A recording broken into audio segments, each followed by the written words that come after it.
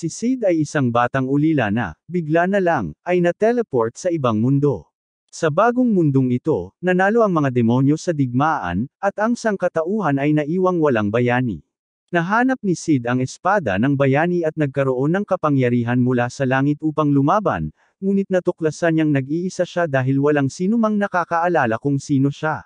Maraming taon na ang nakalipas, nagkaroon ng malaking digmaan sa pagitan ng 5 makapangyarihang lahi, lahat ay naglaban upang sakupin ang mundo. Sa huli, isang bayaning tao na nagngangalang Sid ang nagtatak sa ibang lahi at nagdala sa sangkatauhan sa tagumpay. Ngayon, matagal nang tapos ang digmaan, nakilala natin si Kai, isang pangit na batang nagtatrabaho sa isang nakakabagot na trabaho, nagbabantay sa sementeryo kung saan sinelyuhan ang mga demonyo. Isang araw, habang nakikipag-date sa pinsan niya, may kakaibang nangyari. Nagsisimulang mag-glitch ang mundo sa paligid niya. Kumikislap ang kalangitan, nanginginig ang lupa, at pagkatapos ay lumitaw ang isang black hole, na humihila sa pinsan niya. Lahat ng nasa paligid niya ay gumuho sa loob lamang ng ilang segundo. Biglang napunta si Kai sa gitna ng isang walang laman at wasak na lungsod. Nalilito at nag-iisa, wala siyang ideya kung ano ang nangyari. Bago pa siya makarik, lumitaw ang isang demonyo, at agad itong umatake. Umiiwas si Kai, hindi pa rin sigurado kung ano ang nangyayari. Nagpalabas ng isa pang salamangka ang demonyo, ngunit kinuha ni Kai ang kanyang sandata at nagpaputok ng bala mula sa mga elf. Epektibo ang bala dahil ang mahika ng demonyo ay nakabatay sa enerhiya ng mga elf. Muling umatake ang demonyo, at sumugod si Kai, ginagamit ang kanyang sandata na parang espada. Kinaila niya ang gatilyo sa malapitang distansya, na nagpaputok ng bala ng Drake na sumabog tulad ng hininga ng dragon. Natalo na ang demonyo. Nagulat si Kai. Hindi pa niya nagagamit ang kanyang mga kasanayan sa tunay na labanan noon, at hindi niya inaasahang magiging epektibo ang mga ito. Lumalabas ang isa pang demonyo, na nakaramdam ng panganib.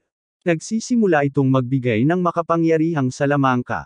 Sakto sa oras, dumating ang mga kaklase at kaibigan ni Kai at binasag ang mahika. Lahat sila ay magkakasamang tumakas sa isang kotse. Nalulula si Kai. Lalong lumalala ang sitwasyon ng tila hindi na siya maalala ng kanyang pinakamalapit na kaibigan, sina Saki at Ashron. Dinala nila siya sa isang kanlungan at ipinaliwanag na natalo ng sangkatauhan ang digmaan 30 taon na ang nakalipas. Ngayon, kaunting grupo na lang ng mga tao ang natitira, naninirahan sa ilalim ng lupa bilang bahagi ng paglaban. Sa kanlungan, nakilala ni Kai ang commander ng paglaban, si Jin, na pinsan at kasintahan din niya. Pero ganap siyang hindi nagpapansin sa kanya, walang anumang senyales na alam niya kung sino ito. Pabalik sa kanyang kwarto, naghahanap si Kai ng mga sagot. Sinusuri niya ang lahat ng talaan at natuklasan ang isang nakakagulat na bagay. Walang nabanggit tungkol sa kanya o kay Sid, ang bayaning minsang nagligtas sa mundo. Lahat ng iba pang bagay ay tumutugma sa naaalala niya. Ang 4 pang bayani, isa para sa bawat lahi, ay umiiral pa rin. Pero sa pagkakataong ito, hindi nagkaroon ng bayani ang sangkatauhan at nanalo ang mga demonyo. Isang bagay ang hindi maintindihan. May mga sementeryo pa rin para sa pagtatak ng 4 na lahi. Kinabukasan, hiniram ni Kai ang kotse ni Ashron at nagmaneho papunta sa sementeryong dati niyang binabantayan. Nahanap niya ang pasukan at ginalugad ang loob. Sa kaibuturan, natuklasan niya ang maalamat na espada ni Sid. Habang hinahawakan niya ang espada, isang kakaibang boses ang pumasok sa kanyang isipan, at bigla siyang na-teleport. Nagising siya sa isang kakaiba at paraisong lugar. Sa harap niya ay isang nakagapos na batang babae, malinaw na hindi tao, na nakagapos sa isang malaking haligi. Mukha siyang mahina at walang magawa, at nagmamakaawa sa kanya na iligtas siya. Nagpakilala ang batang babae bilang si Rinei bago siya napaluhod. Nag-aalala si Kai at sumali para tumulong. Habang nag-iingat, binabalaan niya ito na huwag umatake, at inaktibo ang espada sa pagsasabing, kumikinang ang talem at ginagamit niya ito upang hatiin ang haligi. Agad-agad, tumayo si Rinei at pinagalitan siya, sa paniniwalang mababang ranggo siyang demonyo. Sinusubukang alamin ni Kai kung ano ang nangyayari, pero nagsimula siyang umatake gamit ang mahika. Naiwasan niya ang unang salamangka, pero may paparating na naman. Nag-aatubili siya, pagkatapos ay nagpasya siyang magtiwala sa kanyang espada at hinati ang salamangka sa dalawa. Nagulat si Rene na naharang ng isang mababang antas na demonyo ang kanyang mahika, ngunit ipinaliwanag ni Kai na tao siya. Humihingi siya ng paumanhin sa kanyang pag-uugali at inaamin na may malalim siyang pagkamuhi sa mga demonyo. Tinanggap ni Kai ang paghingi ng paumanhin at tinanong ang tungkol sa lahi niya, ngunit tumangging sumagot si Rene. Kapag tinanong niya kung nasaan sila, sinabi ni Rene na hindi rin niya alam. Naaalala niyang nakipaglaban siya kay Vanessa, ang bayani ng mga demonyo, at pagkatapos ay biglang nakulong sa kakaibang lugar na ito. Napagtanto ni Kai na nangangahulugan ito na malakas si Rene para makatayo laban kay Vanessa. Kinumpirma ito ni Rene, ngunit humanga rin siya kay Kai, dahil nagawa nitong kanselahin ang kanyang mahika. Biglang bumukas ang isang black hole sa likuran niya, at lumabas ang isang kakaibang halimaw na babae. Inihayag niya na nagising na ang pagkakakilanlan ni Rene, at ang antas ng banta ni Kai sa bagong mundo ay nasa pinakamataas na antas na ngayon.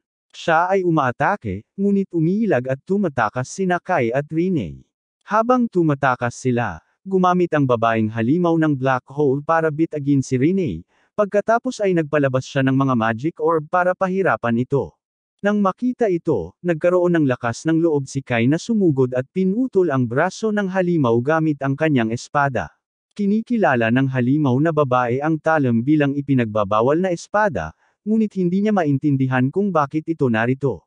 Sinamantala ang pagkakataon, tumakas sina Kai at Rene sa pamamagitan ng isang portal ng liwanag. Sa kabilang banda, niyakap siya ni Rene. Sa wakas, nagbukas siya, inihayag na tinanggihan siya ng bawat lahi dahil sa kanyang pinagmulan. Tinawag pa nga siyang kasuklam-suklam ng mga demonyo. Kaya naman nakipaglaban siya kay Vanessa. Kai ay nakakaugnay sa kanya. Walang sinuman sa kanyang mga kaibigan ang nakakaalala sa kanya, at parang nasa ibang mundo siya, isang mundo kung saan sinakop ng mga demonyo ang mga lungsod ng tao.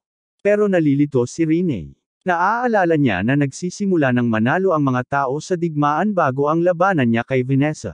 Gusto ni Kai ng mga sagot, pero walang malinaw na naaalala si Rene. Gayunpaman, guminhawa siya nang makahanap ng taong may parehong kaalaman sa kanya. Tinatawag niya siyang kapantay niya. Nagpasya silang umalis, ngunit bumagsak si Rene sa ilalim ng sikat ng araw. Binuhat siya ni Kai pabalik sa kanyang silid sa ilalim ng lupa. Mamaya, nagsimulang maniwala si Rene na talagang nasa ibang mundo sila kung saan nanalo ang mga demonyo. Sa tingin niya, ang tanging pag-asa nila ay ang tumakas at bumalik sa tamang timeline. Nang gabing iyon, ginaising ni Rene si Kai. Nararamdaman niyang may mga demonyo sa malapit. Ilang sandali pa, inatake ang lungsod sa ilalim ng lupa. Napagtanto ni Kai na ang mga taong naninirahan dito ay nakulong ng walang sinumang sapat na lakas upang protektahan sila. Pagkatapos ay naisip niya, siguro siya lang ang nag-iisang tao sa mundong ito na kayang gumanap bilang si Sid, ang bayani ng sangkatauhan. Nagmamadaling tumulong si Kai. Ginagamit niya ang lahat ng naaalala niya mula sa kanyang mundo, kaalaman sa labanan, estratehiya, at mga pamamaraan upang matulungan ang iba na lumaban. Sa pamamagitan ng martial arts, mga atake ng espada, at mga bala na nagpapawalang bisa sa mahika, tumutulong siya upang baguhin ang takbo ng laban, nakikipaglaban kasama si Rene. Pagkakita sa kanyang kakayahan, dinala siya ni Nasaki at Ashran kay Jin, umaasang makakatulong siya sa paglaban. Ikinwento ni Kai ang kanyang istorya, pero hindi naniniwala ang mga opisyal na galing siya sa ibang mundo kung saan nanalo ang mga tao sa digmaan. Pinagtatawanan nila siya. Gayunpaman, naaalala ni Jin kung paanong tila kilala siya ni Kai noong una silang nagkita. Nagtataka, tinanong niya ang tungkol sa kanilang relasyon sa mundo nito. Ipinaliwanag ni Kai na magkapatid sila sa ama. Nagsimula siyang magbahagi ng mga detalye, mga pangalan ng kanyang ama at lolo, na tanging malapit lamang sa kanya ang makakaalam. Nagulat si Jin at tinapos ang pulong. Mamaya ng araw na iyon, tinawagan niya siya pabalik. Hindi pa rin siya naniniwala na umiiral ang mundo niya, pero inamin niyang nagulo siya sa mga personal na detalye. Nagpasya siya na dapat silang umasa sa kanyang kasanayan at kaalaman sa labanan, lalo na't nabunyag na ang lokasyon ng lungsod. May ilang demonyo na nakatakas noong huling laban. Gusto ni Jin na patamaan ang mga tumatakas na demonyo, pero hindi sumasang-ayon si Kai. Ang pag-atake sa kanila ay maaaring magdala ng mas maraming demonyo sa lungsod. Sa halip, iminumungkahi niya na puntahan nila ang kabisera ng kaharian. Nanganga nga si Jean. Ibig sabihin noon ay haharapin si Vanessa, ang bayaning demonyo na tinalo ang sangkatauhan at sinakop ang kabisera sa loob lamang ng isang gabi. Naiintindihan ni Kai ang panganib pero tiwala siya. Ngayon ay nasa kanya na ang espada ni Sid at si Rene sa kanyang tabi. Hindi sigurado si Jean kung papayagan niya silang manguna, pero pinaalalahanan siya ni Kai na sa mundo nito, si Sid ay nag-isang tinalo si Vanessa. Inamin niyang hindi niya alam kung mananalo siya, pero kung wala siyang gagawin, hindi niya kayang harapin ang mga bersyon ni Nasaki at Ashran mula sa sarili niyang mundo. Ito na lang siguro ang kanilang tanging pagkakataon. Karamihan sa hukbo ng mga demonyo ay abala sa pakikipaglaban sa tatlong iba pang lahi sa mga hangganan. Tanging mga 10% na lang ang natitirang nagbabantay sa kabisera. Naniniwala si Kai na dapat na silang sumalakay ngayon. Sumasang-ayon si Jean. Tinitipon nila ang mga tropa at naghahanda para sa labanan. Gamit ang isang nakatagong tunnel sa ilalim ng lupa, diretso silang tumungo sa kabisera, handa para sa digmaan. Nagsanib puwersa sina Kai at Rene kasama sina Saki, Ashran, at ilang iba pa habang sinisimula nila ang kanilang misyon na atakehin ang kabisera. Si Jean at ang natitirang tropa ay naiwan, habang ang grupo ni Kai ay sumusulong patungo sa kanilang huling target, si Vanessa. Saki at Ashran ay binigyan ng mahalagang papel. Abutin ang control room ng palasyo at patayin ang mga ilaw pagkatapos umakyat sina Kai at Rene para harapin si Vanessa. Ngunit habang nagsisimulang yumandar ng maayos ang misyon, tumunog ang isang infrared alarm. Plantad ang kanilang mga posisyon. Nagmamadaling sumusulong ang grupo, ngunit sa daan, nakasalubong nila ang mga demonyo na huminto sa kanila matapos makita ang mga pakpak ni Rene. Tinatawag siyang nakakadiri ng mga demonyo. Masakit ang insulto, pero nananatiling matatag si Rene. Nagtatayo siya ng pader na yelo, pinutol ang sarili mula sa grupo para makapagpatuloy si Kai ng mag-isa.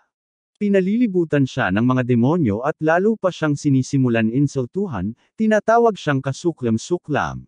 Hindi nila maintindihan kung paano siya amoy anghel, demonyo, duwende, dwarf, espirito, at dragon, lahat ng sabay-sabay.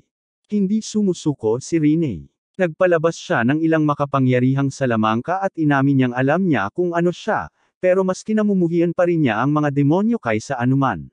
Ang kanyang salamangka ay sumasabog ng may napakalakas na puwersa. Samantala, nakarating si Kai sa silid ni Vanessa.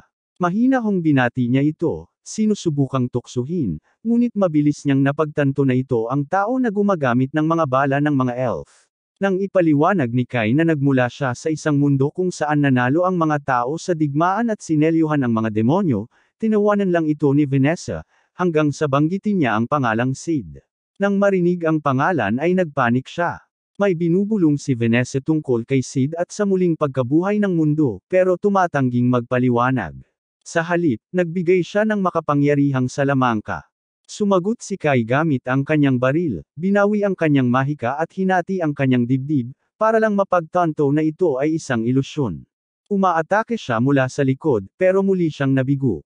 Lumaki ang kanyang mga mata habang pinapanood ang kanyang espada na naglalabas ng atake na parang hininga ng dragon. Alam na niya ngayon na hindi siya nagsisinungaling, pero hindi pa rin siya tumitigil. Sinimulan niyang bigkasin ang kanyang pinakamakapangyarihang spell, isang spell na sapat na lakas upang wasakin ang anumang lahi. Nakaiwas si Kai, pero ang atake ay bomb-utas sa pader. Nalilito, nagulat siya nang magpalabas siya ng isa pang salamangka sa ilalim ng kanyang mga paa, na nagpabagsak sa sahig. Nakaligtas siya sa tamang oras. Sa sandaling iyon, dumating si Rene para tumulong. Puno ng sugat ang kanyang katawan. Napagtanto ni Kai na kung siya ang nasa lugar niya, patay na siya. Kahit nasaktan siya, sumusulong pa rin si Rene para lumaban. Ngunit habang siya ay lilipat na, isang malaking itim na butas ang nabuo sa kalangitan. Nababalam niya si Vanessa sa madilim na mga kadena. Mula sa black hole, lumitaw ang isang halimaw na babae. Nagpasya siyang alisin si Vanessa, na ipinaliwanag na ang pagkarinig sa pangalan ni Sid ay nagdulot ng pagkasira ng kanyang isipan, isang impluensya na maaaring sumire sa mundong ito. Sinimulan niyang bigkasin ang isang sumpa sa kamatayan.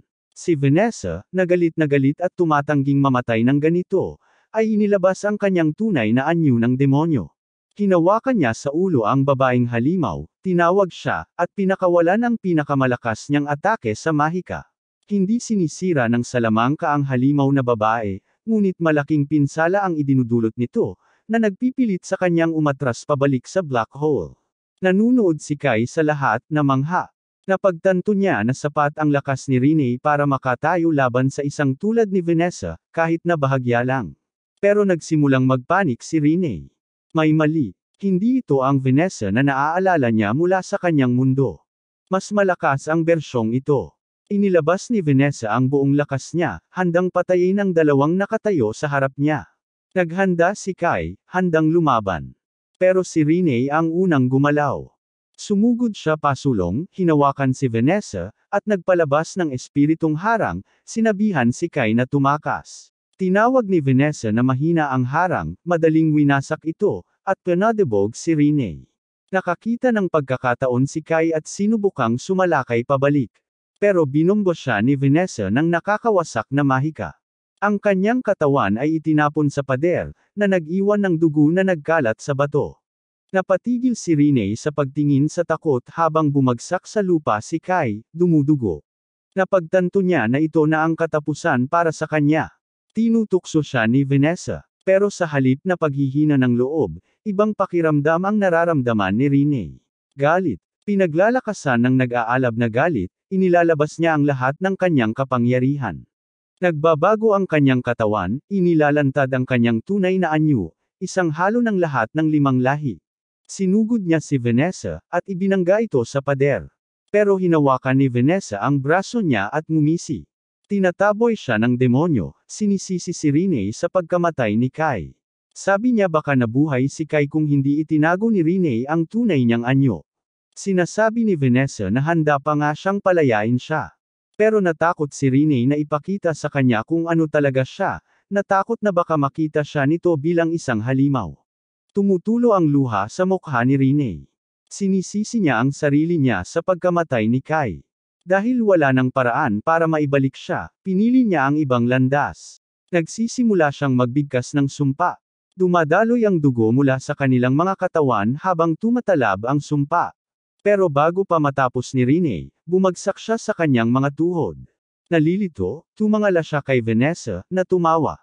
Ibinunyag ni Vanessa na siya mismo ang naghanda sa palasyo. Isang nakatagong salamangka ang nagpoprotekta sa kanya mula sa mga sumpa at nagpapakita ng epekto nito. Dahil si Rene ay espiritu, langit, at hayop ng sabay-sabay, 3 ang epekto nito. Nangingisay ang kanyang katawan sa sakit. Wasak, tinanggap ni Rene ang kanyang kapalaran.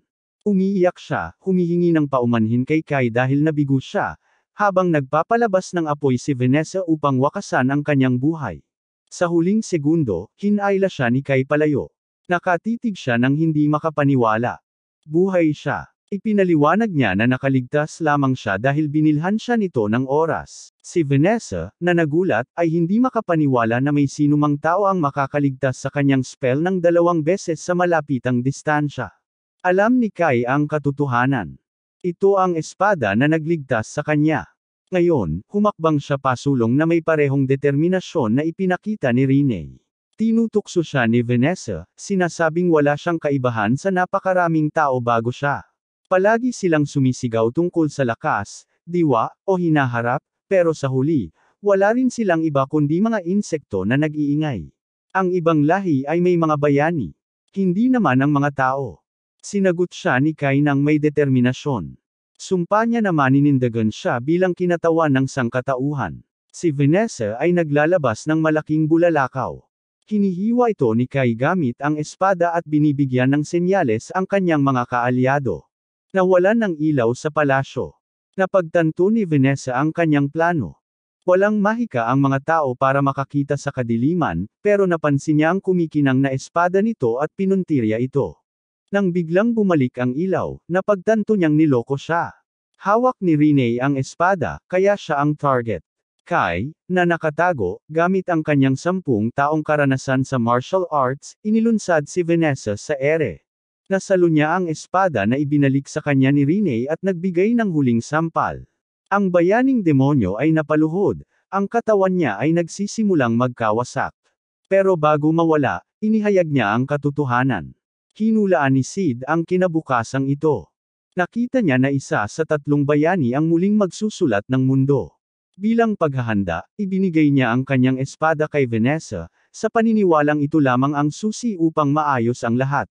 Hindi naiintindihan ni Kai, bakit ipagkakatiwala ni Sid ang kanyang espada sa isang kaaway. Ipinaliwanag ni Vanessa na may mga pangyayari sa nakaraan na walang kaalam-alam si Kai.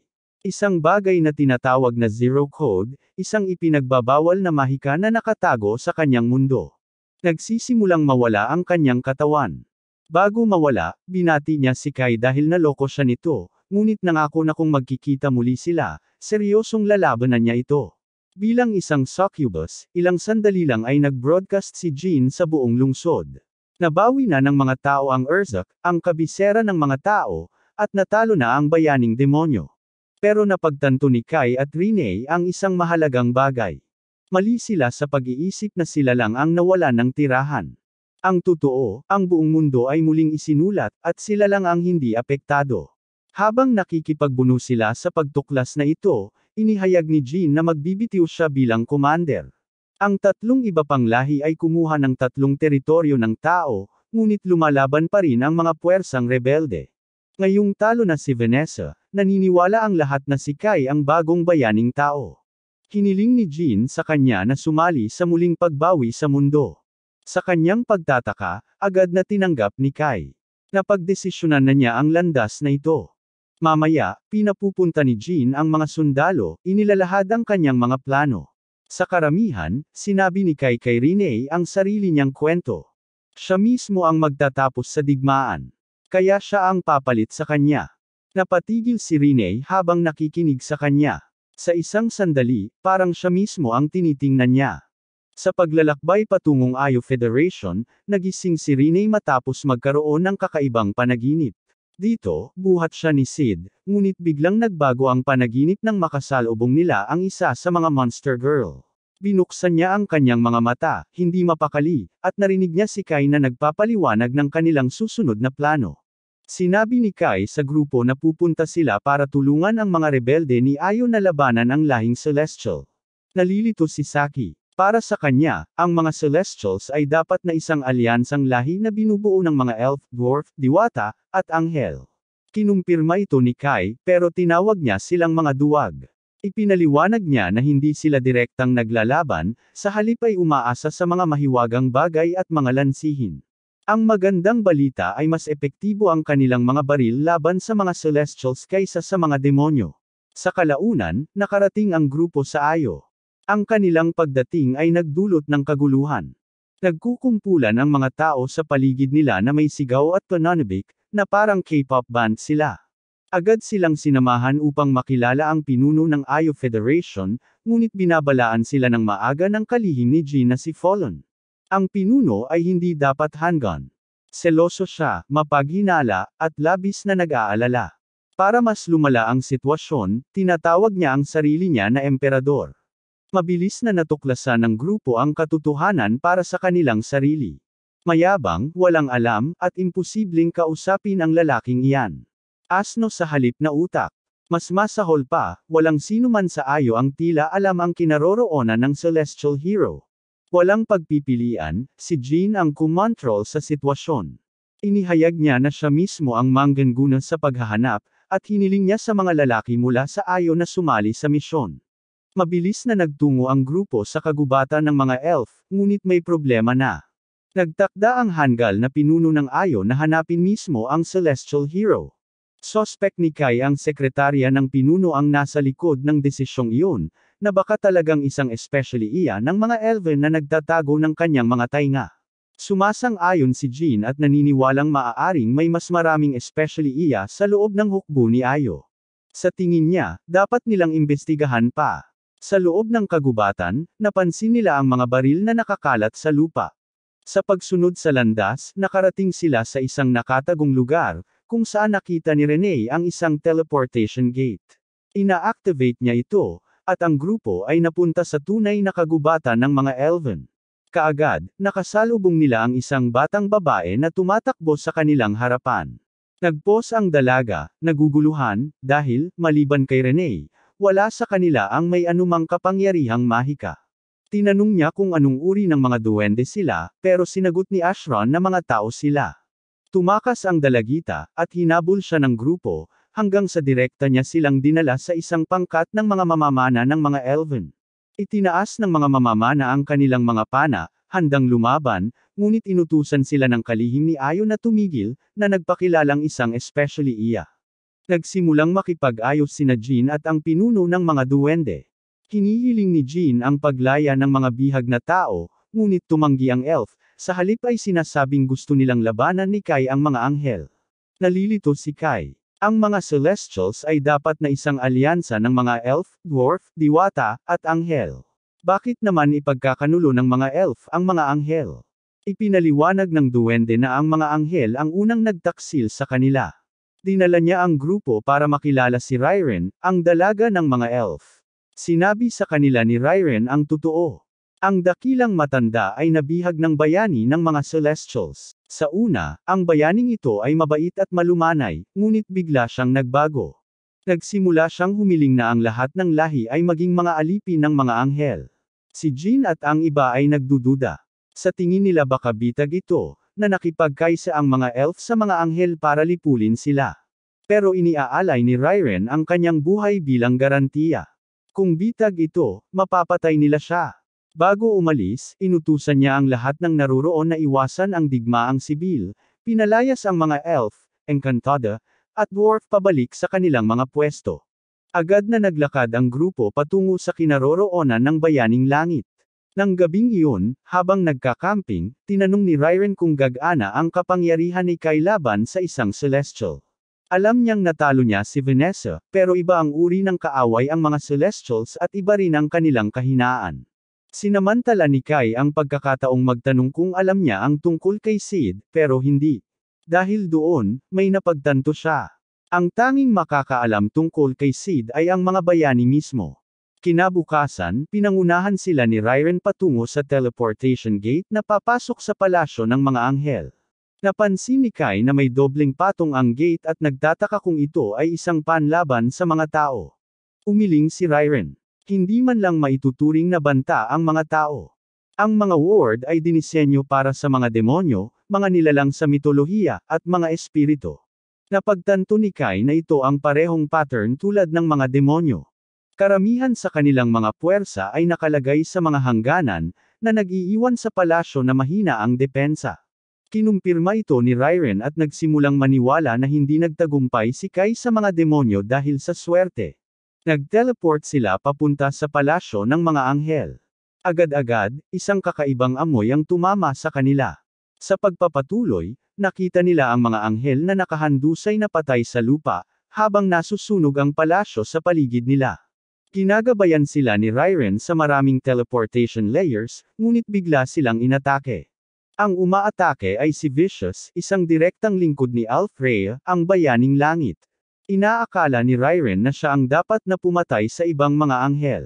Buong pagmamalaking inamin ito ni Vicious. Sabi niya ang mga anghel na iyon ay mga taksil na hanggal na tumangging sundin ang mga utos ni Alfreya. Mas mahalaga, isinisiwalat niya na malapit nang patayin ang dakilang pinuno ng mga elf bilang mensahe na kailangang yumuko ang bawat lahi sa mga anghel. Si Felon, Saki, at Ashron ay agad na nakipaglaban kay Vicious, habang ang natitirang bahagi ng grupo ay sumunod kay Rairen papasok sa palasyo upang harapin si Alfreya. Isa pang anghel ang hamarang sa kanilang daan sa susunod na antas, ngunit naiwan si Rin upang labanan ito.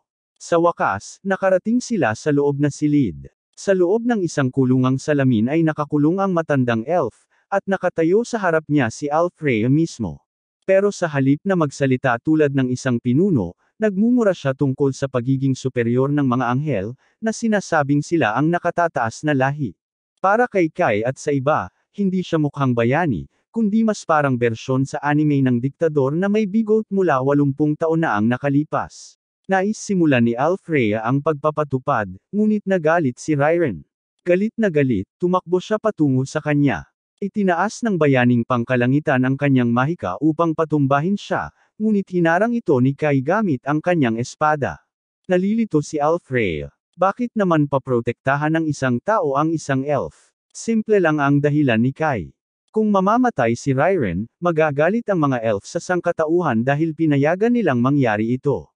Napansin ni Alfreya ang espada ni Kai at napagtanto na espesyal ito. Direktang sinabi ni Kai sa kanya, ang espada ang nakatalo kay Vanessa at sa kanyang mahika. Tumatawa ang anghel. Para sa kanya, siguro kaawa-awa si Vanessa dahil natalo siya sa isang tao. Ngunit sa katotohanan, kahit siya ay hindi niya matalo.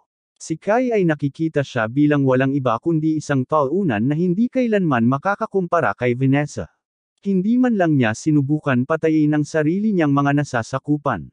Walang pakialam ang anghel. Akala niya siya ang Diyos. Jen, nasuko na sa pagdinig sa kanyang kaabangan, ay pinaputok ang kanyang pana ng mga elf. Nasugatan siya ng pana, pero ipinaliwanag ni Alfreya na may kapalit. Sa tuwing gagamitin ng isang tao ang busog na iyon, nauubos ang kanilang lakas ng buhay. Sinalakay ng anghel, pero hinaranggan ito ni Ryren gamit ang isang hadlang. Ayaw niyang may utang na loob sa mga tao at iginigiit niyang mas kailangan nila ng tulong. Nagpasya silang palayain ang dakilang matanda. Sinusubukang lapitan ni Ryren ang kulungang salamin habang pinoprotektahan siya ni Kai. Siya ay sumusugod gamit ang isang maalamat na espada ng mga elf, ngunit ito ay nabasag sa halip. Hindi niya maintindihan kung paano nagagamit ni Alfreya ang napakaraming makapangyarihang artificial na bagay nang hindi nauubos ang kanyang mahika. Inihayag ni Alfreya ang katotohanan. Dahil sa bago niyang katulong. Bumukas ang black hole. Lumalabas ang Monster Girl. Pinakilala niya siya bilang Last Riser at inutusan siyang umatake. Nagpalabas si Riser ng malakas na pagsabog. Naitapon si Jean sa kabuuan ng silid, ngunit dumating si Rene sa tamang oras upang saluhin siya. Pinaputok ni Jean ang isa pang pana, pero walang epekto kay Riser. Inilipat ni Alfreya ang kanyang focus kay Rene, tinawag itong halimaw. Sinamantala ni Kai ang pagkakataon upang tanungin kung si Alfreya ang nasa likod ng muling pagkakatawang tao sa mundo. Hindi siya. Kai ay nagpatuloy sa pagtatanong tungkol kay Sid. Nagsisimulang maalala ni Alfreya. Binubulong niya ang pangalan ni Sid, tinatawag itong propeta, at inamin na may ibinigay sa kanya si Sid. Pero bago pa siya makapagpaliwanag, biglang bumaliktad sa kanya si Last Riser. Sinakal niya ang anghel, sinasabing na impluwensyahan ito ng bawal na salitang Sid. Ang impluwensyang iyan ay sisira sa mundong ito, at hinihingi ng protocol ang pag-aalis. Bumukas ang isang black hole sa ilalim niya. Si Alfreya ay hinayla pababa at nawala. Nagulat ang grupo. Walang nakakaintindi sa nangyari lang. Pero kinikilala ito ni Kai. Ito rin ang nangyari kay Vanessa. Sa pagkabigla, hindi sila nakakilos habang bumalik si Riser sa kanyang butas at naglaho. Sa isang sandali, tila tapos na ang lahat.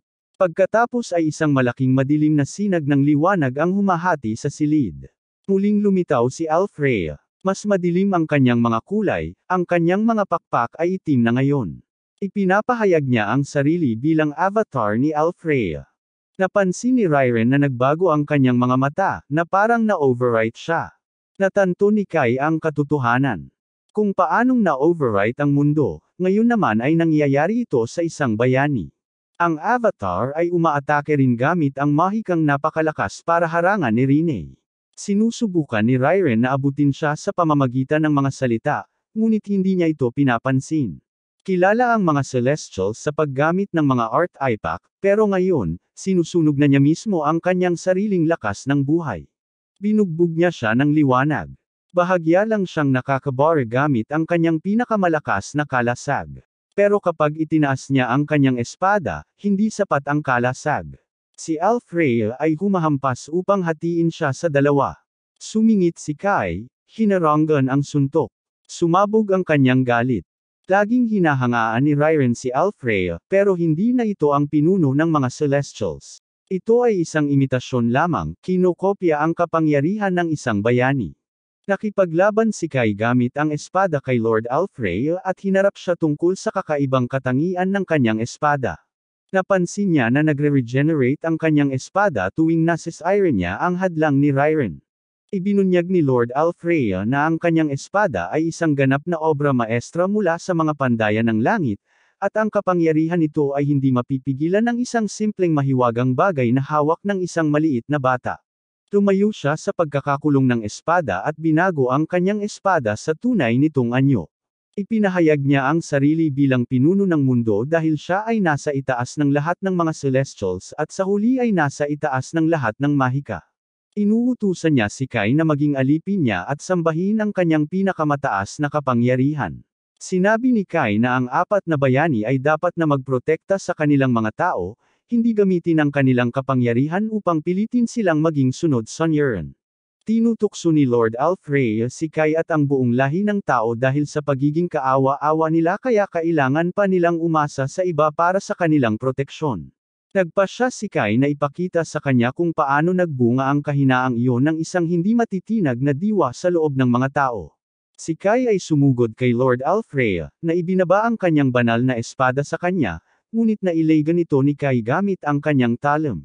Muling sumugod si Lord Alfreya kay Kai, ngunit mahusay niyang naiwasan ito. Napatigil sandali si Lord Alfreya dahil hindi niya maunawaan kung paano nilalabanan ni Kai ang kanyang mga atake. Si Kai ay susugod, ngunit nabawi ni Lord Alfreya ang kanyang pokus at tumalon palabas ng saklaw. Parehong nagulat sina Rairen at Jean na nakayanan ni Kai na makipagsabayan kay Lord Alfreya ng matagal. Bagaman mas magaling si Lord Alfreya sa paghawak ng espada, mas mahusay si Kai sa kasanayan sa paggamit nito. Gayunpaman, hindi iniisip ni Rairen na siya ang may hawak ng kalamangan dahil mayroon pa ring inililihim si Lord Alfreya. Parang sinenyasan, itinapon ni Lord Alfreya ang kanyang espada sa kalangitan dahil hindi na niya ito kailangan at tumusok ito sa lupa. Nagsimulang gumuho ang platapormang pangkalangitan at nagtataka si Jean kung balak ni Lord Alfreya na pabagsakin ang palasyo ng mga anghel. Hinihiling ni Rairen na pahiramin siya ng lakas mula sa kanya para magkasama nilang matalo si Alfreya. Si Kai ay sumugod kay Lord Alfreya at sinubukang umatake, ngunit naglagay si Lord Alfreya ng kalasag upang harangan ang kanyang mga atake. Patuloy pa rin ang pag-atake ni Kai kahit ano paman. Nabasag niya ang kalasag at nataman si Lord Alfreya. Sawang-sawa na si Lord Alfreya sa pagiging bastos ni Kai. Hinawakan niya ang leeg nito at binuhat. Pilit na kumakawala si Kai sa pagkakahawak nito, ngunit mabilis siyang nawawala ng malay. Nagtataka siya kung bakit ibang-iba si Lord Alfreya kay Vanessa. Mas madali siyang maibalik sa katinoan, pero halos imposible namang gawin ang pareho kay Lord Alfreya. Nagsama sina Rairen at Jean at ginamit ang kapangyarihan ng 7 prinsesa. Hinugot nila ang kanilang pana at pinaputok ang isang mahabang pana kay Alfreya at nabitawan niya si Kai. Nawala ang alikabok at sumigaw si Alfreya sa galit dahil nawala ang kalahati ng kanyang katawan sa putok. Natanto ni Kai na napakahina at madali siyang matalo ng isang atake lang.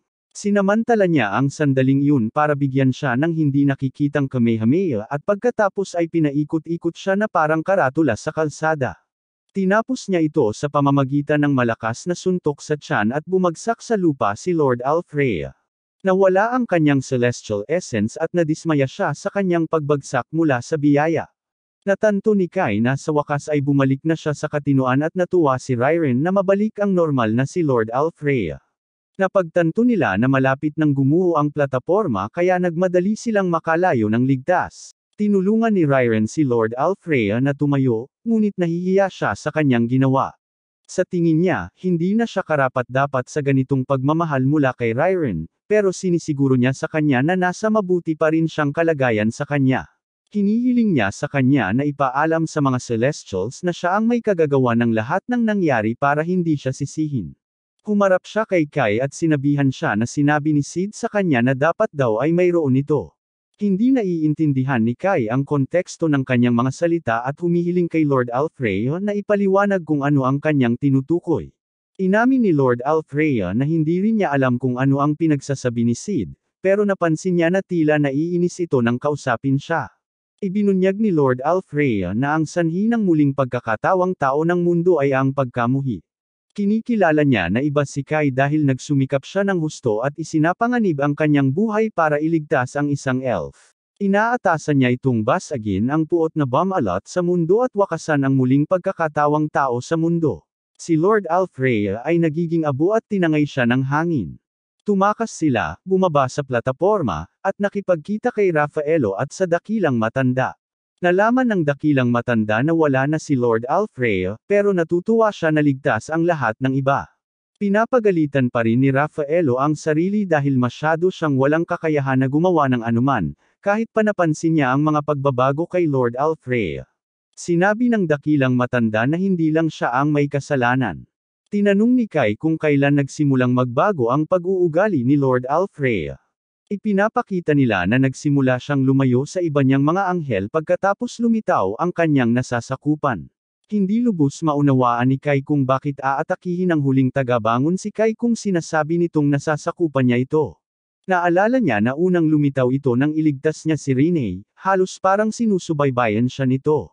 Ngayon, paranoid na si Kai dahil iniisip niyang muling targetin si Rene. Napanaginipan ni Rene ang kanyang pagtakas mula sa palasyong langit. Natapilok siya at natamba, at binuhat siya ni Sib. Napansin ni Sib na nakasunod sa kanila ang Last Riser at nagtataka siya kung siya ba ang may kasalanan sa nangyari sa kanila. Si Last Riser ay sumugod para atakehin sila at nagising si Raina nang makita si Kai na nagbabantay sa kanya. Umupo siya at niyakap siya. Masaya si Kai na gising at tumutugon na siya. Natulog siya ng napakatagal kaya nag-alala siya na baka hindi na siya magising.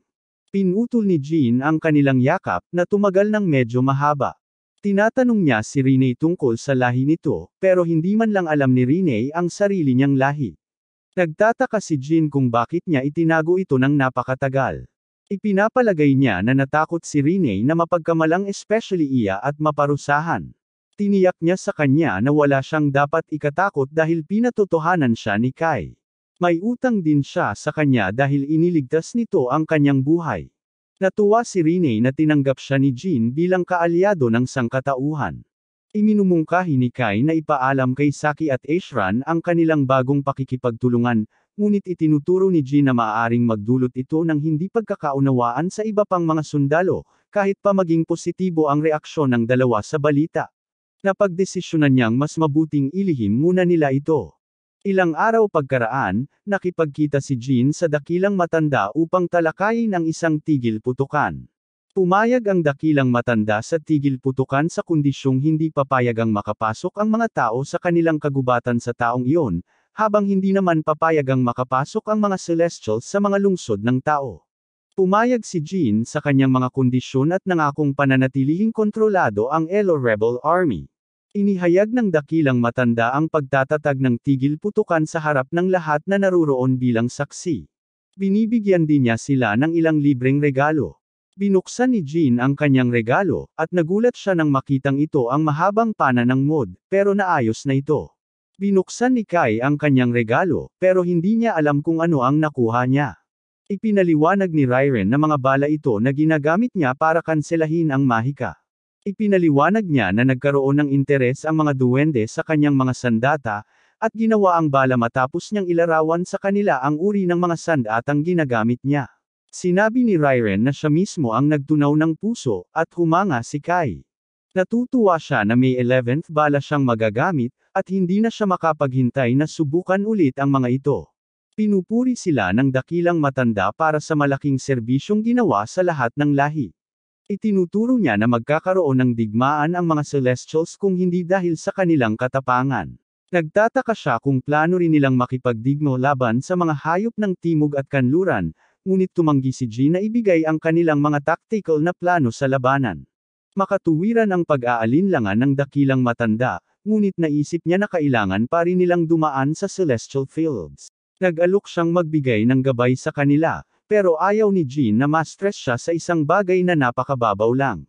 Insist ang dakilang matanda na magpapadala siya ng kinatawan para tumulong sa paggabay sa kanila. Hindi maintindihan ni Jean kung bakit napakakumbinsido ng dakilang matanda, at ipinaliwanag ng dakilang matanda na gusto nilang malaman ng eksakto kung ano ang nangyari kay Lord Alfrea. Sinabi niya na nagsimula siyang kumilos ng kakaiba 10 taon na ang nakalipas nang harapin niya ang isang nanghihimasok na tumawid sa kanlurang hangganan. Ang nanghihimasok ay ang bayani ng mga mythical na nilalang at ang Fang-King na nagngangalang Wrath. Naalala ni Raffaello na nakita niya sila noong nagkaharap sila. Noong panahong iyon, wala sa kanila ang may kasamang mga nasasakupan, pero mukhang may pinaplano silang masama. Hindi nagtagal pagkatapos nito, lumitaw ang huling sumikat sa tabi ni Lord Alfrea. Nauunawaan na ngayon ni Jean na gusto ng dakilang matanda na may maghatid sa kanila para makuha nila ang katotohanan. Gayunpaman, sa tingin ni Ryrene, ito ay isang walang awang misyon na ipapataw sa isang elf, dahil sila ay magiging bihag. Itinuturo niya na kung masisira ang tigil putukan, ang mga kasama ang unang papatayin. Sa palagay niya ay walang magboboluntaryo para sa napakadelikadong misyong iyon, ngunit itinalaga siya ng dakilang matanda bilang tagahatid. Tinututulan ni Ryrene ang desisyon ng dakilang matanda at nagtataka kung bakit siya ang pinili nito. Sinabi ng dakilang matanda na siya ang pinakaangkop, dahil hindi siya umalis sa tabi ni Kai mula nang dumating sila. Matagal nang nagdududa si Rina kay Kai. Inakusahan niya ito ng pagiging malapit kay Kai at pagpapanggap na normal lang ito, para hindi siya matuklasan. Hinihiling ni Ryrene kay Kai na magsalita para ipagtanggol siya, ngunit tinatanggap naman siya ni Kai sa koponan. Kinabukasan, binisita ni Jean si Dante. Inaalam niya sa kanya ang tigil putukan sa mga Celestials at ang mga kondisyong dapat panatilihin. Nagpasalamat siya sa mga supply na inalok nito para sa kanilang ekspedisyon.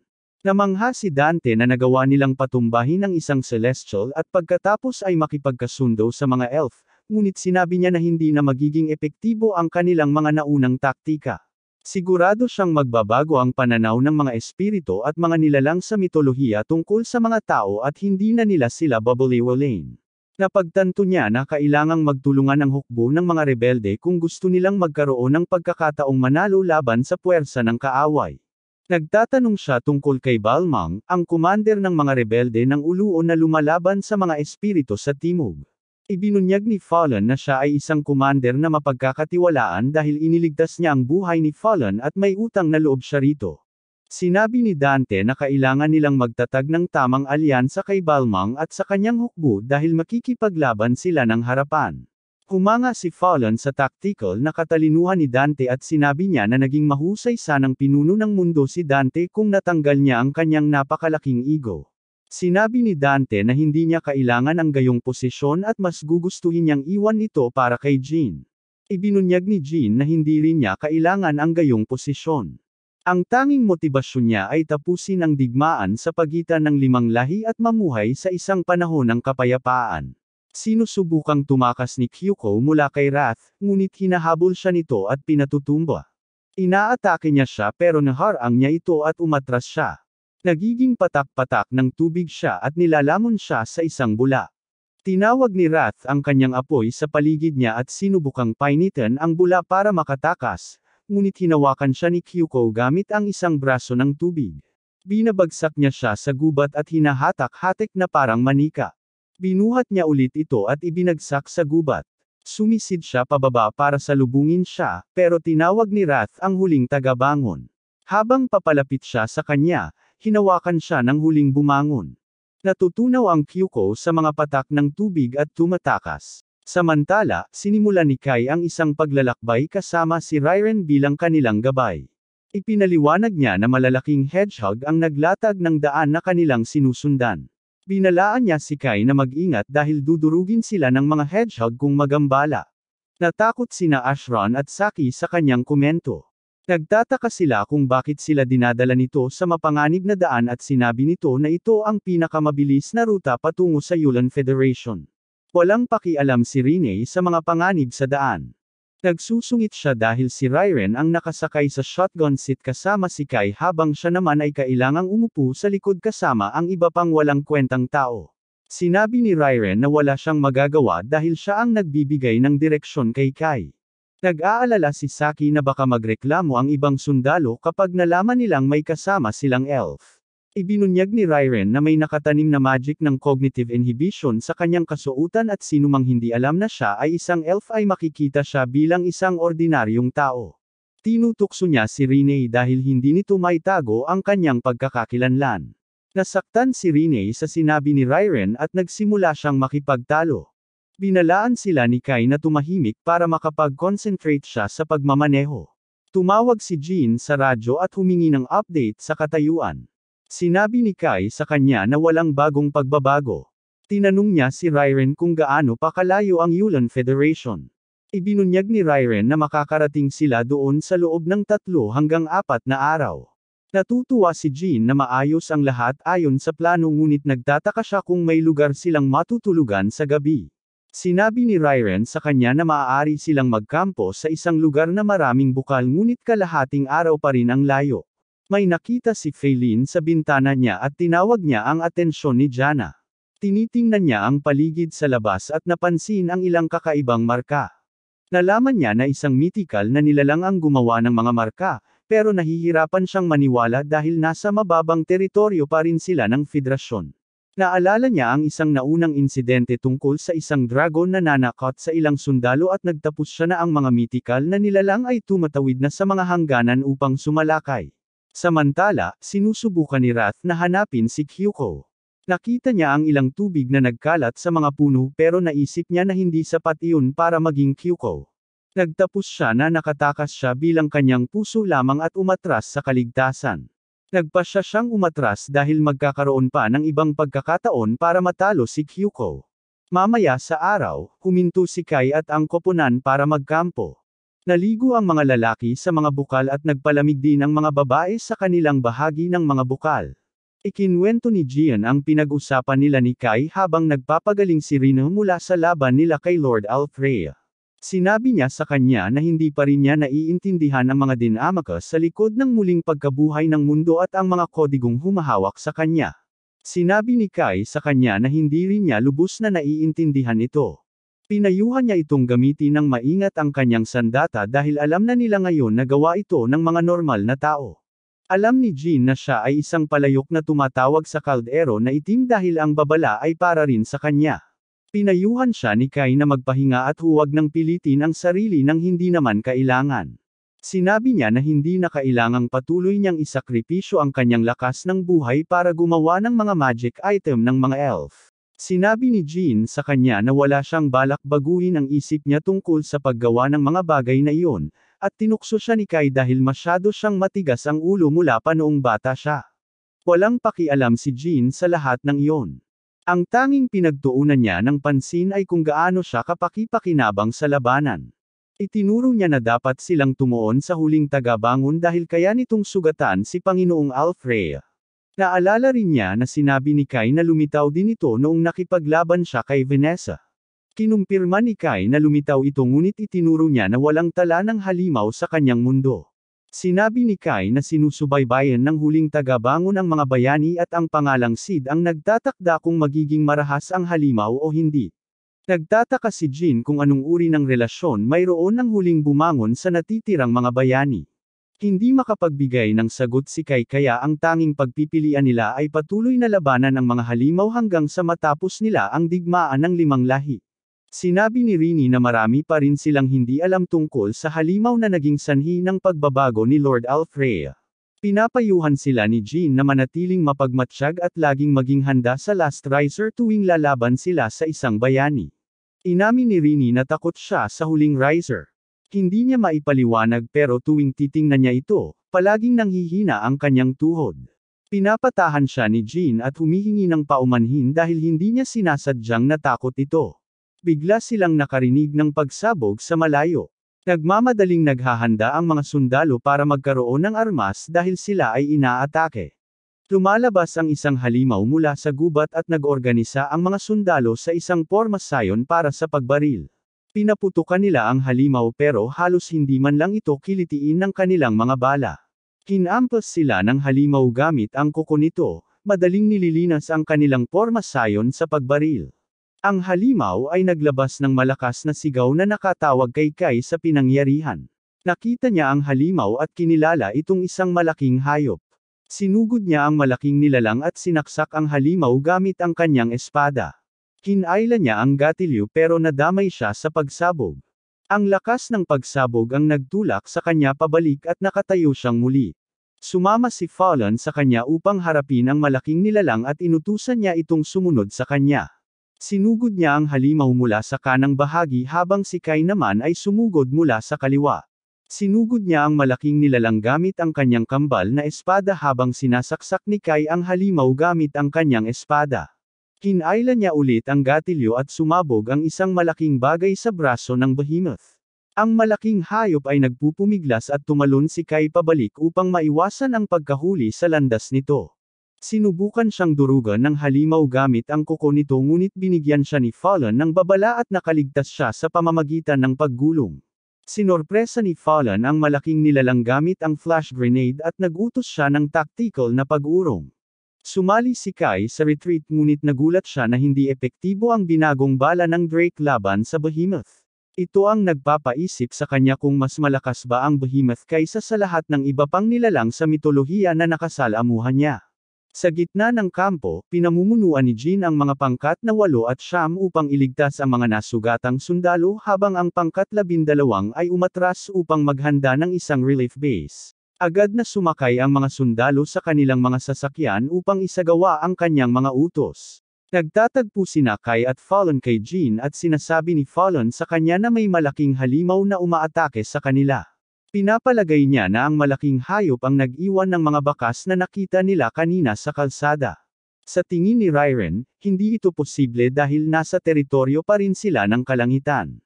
Sinabi ni Kai kay Jin na hindi epektibo ang autocannon laban sa behemoth at pinayuhan siya na gumamit ng mas nakamamatay na bagay. Sinabi ni Fallen na wala silang mas malaki dahil hindi nila kailanman inaasahang lalaban sa anumang mga nilalang sa mitolohiya. Nag-alok siyang bilhan si Jin ng oras sa halip para makalayo siya kasama ang iba pang sundalo. Gayunpaman, hindi interesado si Jin sa pag-urong. Humingi siya ng mungkahi kay Kai kung paano matatalo ang halimaw. Napagtanto niya na kung nais nilang magkaroon ng pagkakataong labanan ang mga espiritu at mga nilalang sa mitolohiya, hindi sila maaaring paatrasin ng behemoth. Sumasang-ayon si Kai sa kanya at inihayag niya na ang pinakamahusay nilang estratehiya ay ang puntiryahin ang ulo ng halimaw dahil iyon ang mahalagang bahagi nito na may magic organ. Ibinunyag ni Fallen na alam na nila ang kahinaan ng halimaw ngunit wala silang sapat na kanyan para atakehin ito. Nagkaroon ng ideya si Jin at tinanong si Rairen tungkol sa kalapit na sandata dahil nasa teritoryo pa rin sila ng kalangitan. Patuloy na papalapit ang malaking nilalang sa kanilang kampo ngunit may ilang sundalo na gumaganap bilang mga distraction. Tumatakbo sila sa pagitan ng mga puno at pinaputukan ito para makuha ang atensyon ng behemoth. Naghintay sina Kai at Rinne hanggang sa perpektong posisyon ang behemoth para sa kanilang pag-atake. Lumabas si Fallen sa bukas upang harapin ang malaking nilalang sa malapitan. Ang malaking hayop ay sumugod sa kanya ngunit nakaiwas siya at inaktibo ang mga apoy sa kanyang espada. Sinugod niya ang halimaw at nagpalabas ng mga arco ng nagliliyab na latay. Naghagis si Kai ng smoke bomb na naglalaman ng mushroom spores para mapurol ang pandama ng behemoth. Pinatamaan ni Rinne ng kidlat ang malaking hayop habang sinusubukan itong makabawi at tumalon si Kai sa ulo nito. Isinaksak niya ang kanyang espada sa mahinang bahagi ng behemoth at nagpalabas ng pagsabog ng bala ng Drake. Gayunpaman, hindi pa rin bumabagsak ang malaking hayop. Sumugod ito kay Rinne at sinubukan siyang iligtas ni Kai. Tinanggap niya ang atake para kay Rinne habang nawala ng balanse ang malaking nilalang. Binangga ng malaking hayop ang ulo nito sa isang puno at naguluhan ito sandali. Itiniteleport ni Rairen ang malaking nilalang papunta sa Purgatory Flower Garden kung saan ito ay susunugan hanggang sa maging abo. Napansin ni Jin na nasaktan si Kai kaya tumakbo siya papunta sa kanya. Nakahawak si Kai sa isang tuhod habang nagtataka si Rinne kung bakit siya pinrotektahan ito mula sa halimaw. Nagpanik si Rinne dahil hindi niya gusto makitang nasasaktan si Kai, pero gusto ni Kai tiyakin na okay lang siya. Nakarating sa kanyang tabi sina Jin at Rairen, at nagboluntaryo si Rairen na tigilan ang pagdurugo. Ginagamot niya ang mga sugat nito at dinala nila ito sa infirmary. Pagkatapos makatanggap ng tamang paggamot, nakatulog si Kai habang binabantayan siya ng iba. Nakakatulog din sila pero naririnig ni Kai ang isang boses na tumatawag sa kanya mula sa isang gusali sa gubat. Nagising siya ng biglaan at ang kanyang mga galaw ay nagpagising din kay Rin. Tinanong siya ni Rinne tungkol sa kanyang panaginip ngunit ang tanging iniisip niya ay ang boses na nagsalita sa kanya dahil narinig na niya ito noon. Nagising si Rairen at nagtataka kung ano ang nangyayari.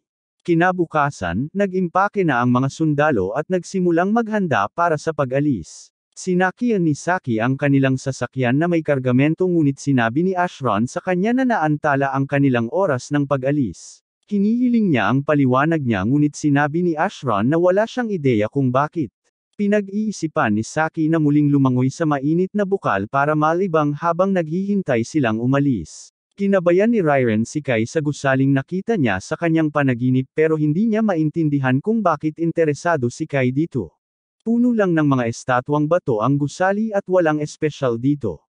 Hindi kailanman naintindihan ni Rairen kung bakit nagtayo ang isang tao ng ganoong bagay sa napakalayong lugar. Nalaman ni Kai na ang gusali ay maaaring isang megalith dahil hindi alam ang pinagmulan nito. Ipinaliwanag niya na may ilang gusaling katulad nito mula sa kanyang mundo. Naaalala ni Rin ang isang malaking bato na nakita niya noon na tinatawag na graveyards. Ipinaliwanag niya na ang mga sementeryo ay espesyal na mga gusaling ginawa upang ikulong ang apat na lahi. Inimpolaman din niya sa kanila na ang malamig na lalagyan ay nakatago sa loob ng isang malaking bato. Patuloy silang naglakad patungo sa gusali at sa wakas ay nakarating sila sa pasukan. Nagsasalita ang boses at sinusubukang kumbansihin si Kai na pumasok ngunit nananatili silang nagdududa. Napansin ng boses na nag-aatubiling pumasok si Kai at nagtataka siya kung bakit nagkakaroon nito ng pangalawang pag-iisip. Inimpo niya sa kanya na sa wakas ay natagpuan na nila ang sentro ng mundo at malugod niya silang tatanggapin bilang mga bisita. Napansin din ni Rairen na nag-aalangan si Kai at tinanong niya ito kung ano ang problema. Napagtanto niya na hindi niya narinig ang boses na nagsasalita mula sa gusali. Samantala, biglang lumakad si Rini papunta sa pasukan at hindi nakinig nang tawagin siya ni Rairen. Sinabi ni Rina sa kanya na may boses na nagsalita mula sa gusali at gusto niyang imbestigahan ito. Hiniling ni Kai kay Rairen na magbantay at nagtataka siya kung bakit kailangan niyang magbantay habang ang iba sa kanila ay pumapasok sa gusali para mag-explore. Pumasok ang grupo sa gusali at napansin ni Kai na parang sementeryo ito.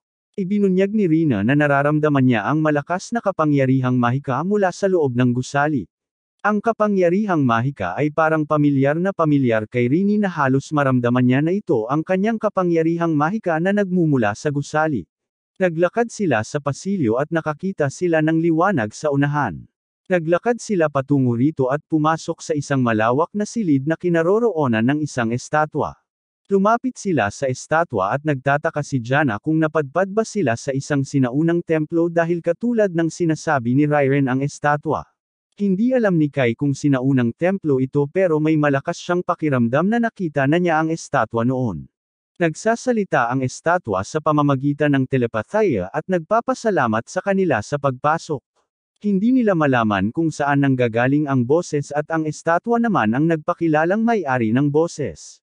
Tiniyak sa kanila ng estatwa na walang mangyayaring masama sa kanila mula sa kanya dahil wala siyang kapangyarihan sa kasalukuyan.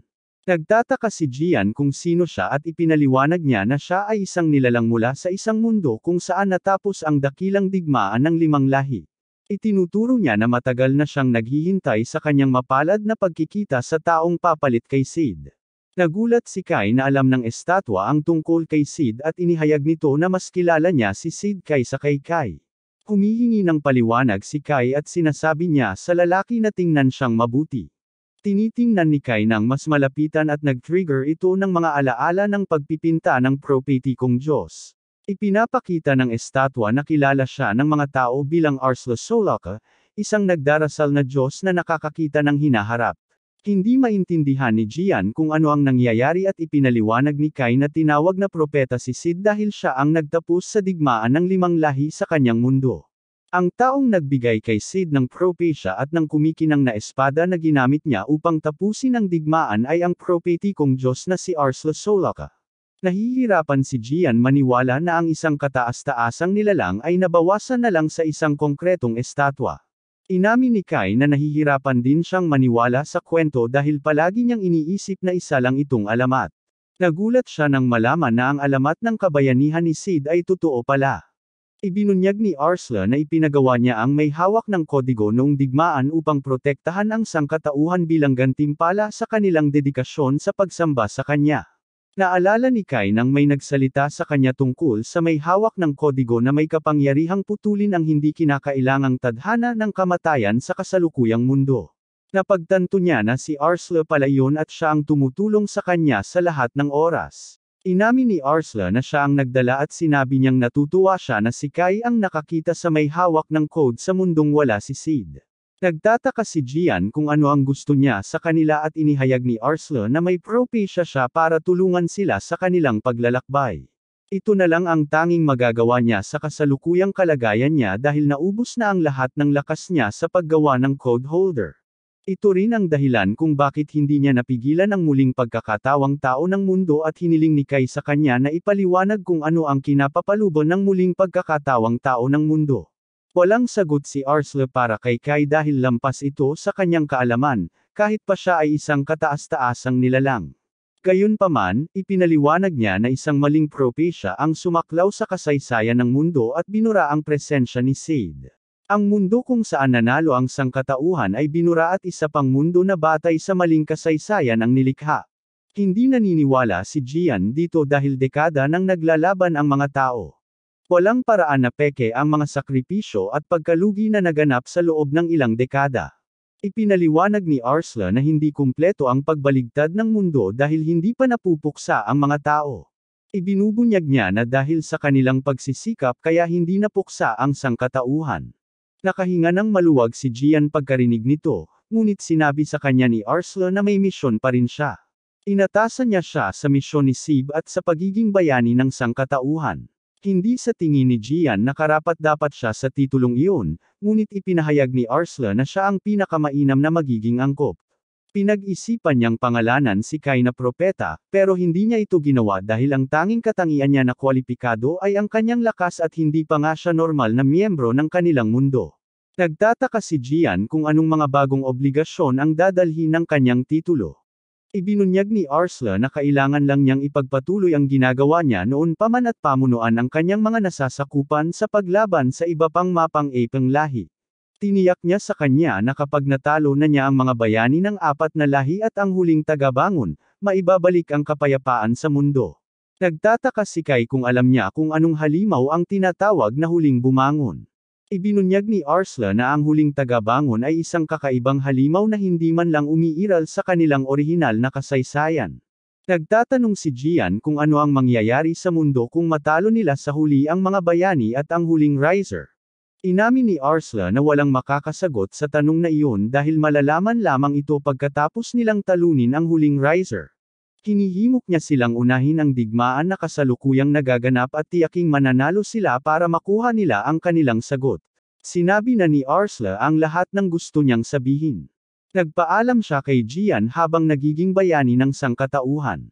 Lumabas ang grupo sa silid, ngunit sa kanilang pagbabalik, napansin ni Gian na tila malayo ang tingin ni Rina. Sinusubukan ni Rina na itago na walang nangyari, pero nagtataka rin si Kai kung bakit siya tahimik sa buong panahon. Ibinunyag ni Rin na nakapagbigay ng ginhawa sa kanya ang boses ni Arslan, ngunit nagbigay din ito sa kanya ng masamang pakiramdam at sinisikap niyang unawain kung bakit. Siniguro ni Kai sa kanya na si Arslan ay tiyak na may interes sa kapakanan ng sangkatauhan, dahil siya ang lumikha ng code holder. Sumama sila kay Rairen sa labas ng gusali, at nagtataka siya kung may nakuha silang anumang kapaki-pakinabang mula sa kanilang paglihis. Malapit nang ikwento ni Kai ang lahat ng nangyari, pero biglang sinabi ni Gian na walang nangyari sa kanilang ekspedisyon dahil walang kabuluhang estatwa lang ang nakita nila sa loob. Nagsimula na silang bumalik, pero nagmamakaawa si Rairen kay Rine na kunin ang isang winter sage fruit para sa kanya. Ang prutas ay isang espiritual na gamot na kayang pagalingin ang anumang sugat. Bumalik sila sa kampo at nagpatuloy sa kanilang paglalakbay. Dinurog ni Rairen ang sage fruit para gawing gamot at inalok niya ito kay Kai para gamutin ang sugatang braso nito. Pinayuhan ni Rine si Kai na huwag inumin ang gamot dahil hindi ito gamot kundi isang sumpa na humuhubog sa isang bote. Pinipilit ni Rairen na subukan ito ni Kai at sinisiguro niya sa kanya na magpapatoto siya sa bisa ng gamot. Hinahamon ni Rine si Rairen na subukan muna kung sigurado siya sa kanyang gawa. Tumagok si Rairen para patunayang maayos naman ang pagbaba ng gamot, pero halos hindi niya ito mailagay sa loob ng 2 segundo bago niya ito iluwa. Inabot niya kay Kai ang isang tasa at siniguro sa kanya na ang masamang lasa ay nangangahulugang mas epektibo ang gamot. Sigurado si Kai na kaya niyang pigilan ito at nilulunok niya ito. Inimfirmahan sila ng 4 na sundalo na malapit na sila sa hangganan ng Yulin. Lumabas si Saki sa kanilang sasakyan at gumamit ng diamant upang magmasid. May napansin siyang kakaiba at tinawag niya ang atensyon ni Kai dito. Mula sa paglalarawan, nahulaan ni Kai na ang gusali ay isang sementeryo.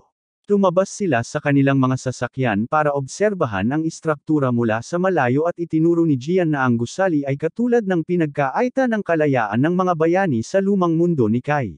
Sinabi ni Kai na dahil nasa Yulin Federation ang istruktura, malamang na ito ang sementeryo kung saan nakasilbi ang lahi ng espiritu.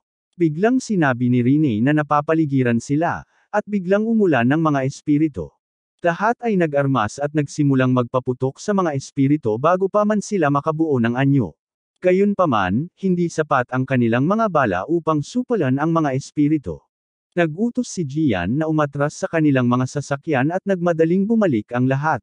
Sumakay sila at sinarado ang mga pinto habang si Fallon ay nanatili sa labas upang pigilan ang mga espiritu.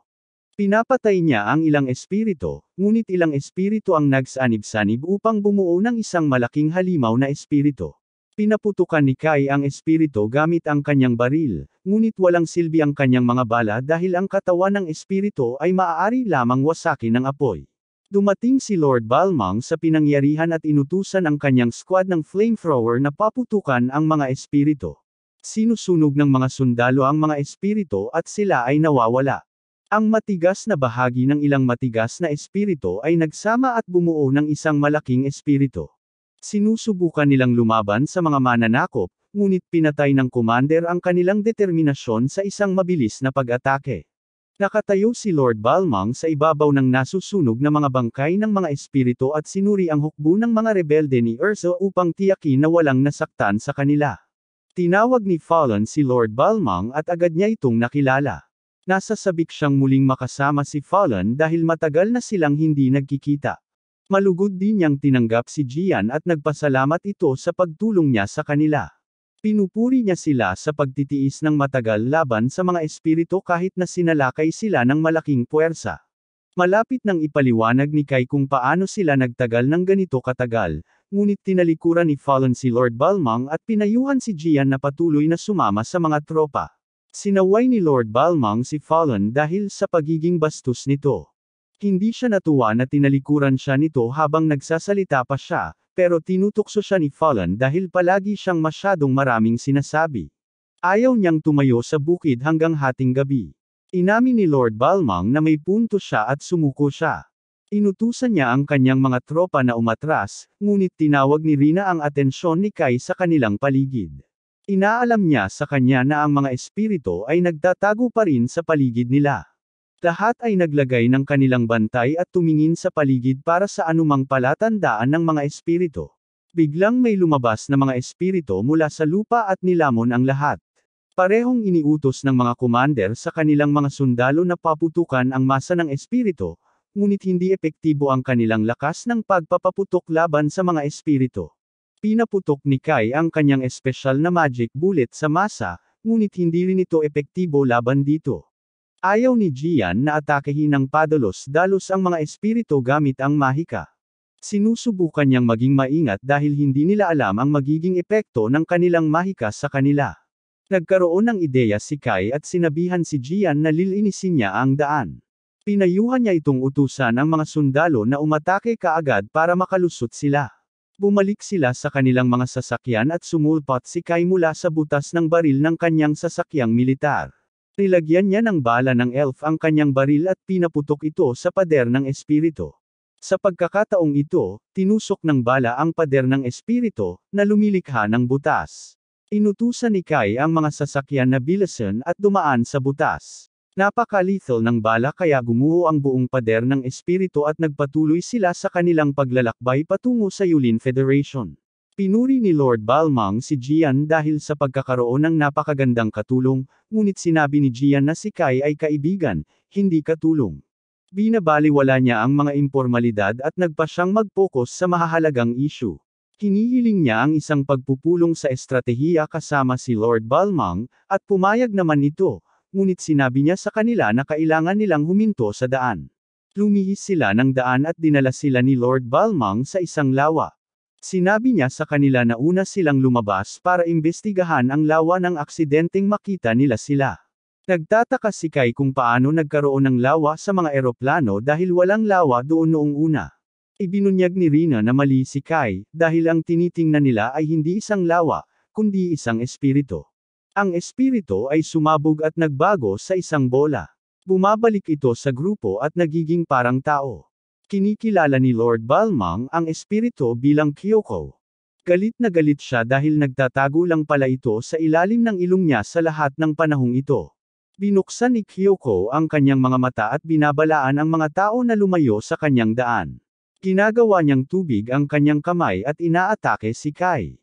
Bahagyang nakaiwas si Kai at ang kanyang atake ay nag-iwan ng malaking lukot sa lupa. Nag-iipon siya ng mas maraming tubig sa kanyang kamay at ginagawa itong higanteng pamalo. Ibaba niya ang mace at lahat ay nagtakbuhan para makaiwas. Nagtapos siyang basagin ang isa sa kanilang mga sasakyang militar. Sinamantala ni Kai ang pagkakataong ito para umatake habang bukas na bukas siya. Hinati niya ito sa dalawa para ilantad ang kanyang malambot na bahagi at inutusan ni Lord Balmung ang kanyang mga sundalo na i-activate ang kanilang mga flamethrower. Nagpaputok sila ng mga haligi ng apoy kay Kyoko, pero nagiging anyong apoy siya at walang natatanggap na pinsala. Bumabalik siya sa anyo niya bilang diwata at hindi makapaniwala si Jin kung gaano kaina ang kanilang mga atake laban sa kanya. Nagbuga ng apoy si Kyoko sa mga sundalo, pero sumingit si Kai at ginamit ang kanyang kakayahan bilang code holder para ipigil ang mga apoy. Napansin ni Kyoko na hawak ni Kai ang code holder at tinanong niya ito. Biglang nagising ang huling riser at binabalaan siya dahil nakipag-ugnayan siya sa code holder. Narinig ni Kai ang boses niya at nagtataka kung si Jin o si Rina ang nagsalita, pero pareho silang nagtanggi na nagsalita at nagtanggi rin si Ririn. Hinihiling ni Kyoko na sagutin ni Kai ang kanyang tanong, ngunit mas nagulat si Kai na may espiritong nakakapagsalita. Ang espada ay nagpapalitaw ng ilang PTSD para kay Kyoko. Ikinukwento niya kung ano ang ginawa sa kanya ng huling tao na nagmamay-ari ng espada.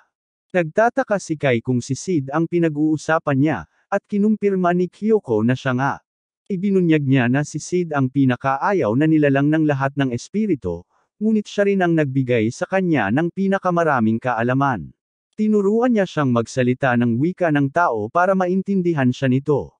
Ibinunyag niya na sinabi sa kanya ni Sid na ang muling pagkakatawang tao sa mundo ay simula pa lamang at nagulat si Kai nang malaman na mas maraming pagbabago ang magaganap pagkatapos ng muling pagkakatawang tao sa mundo. Biglang bumukas ang isang portal sa likod ni Kyoko at hinawakan siya ng huling riser.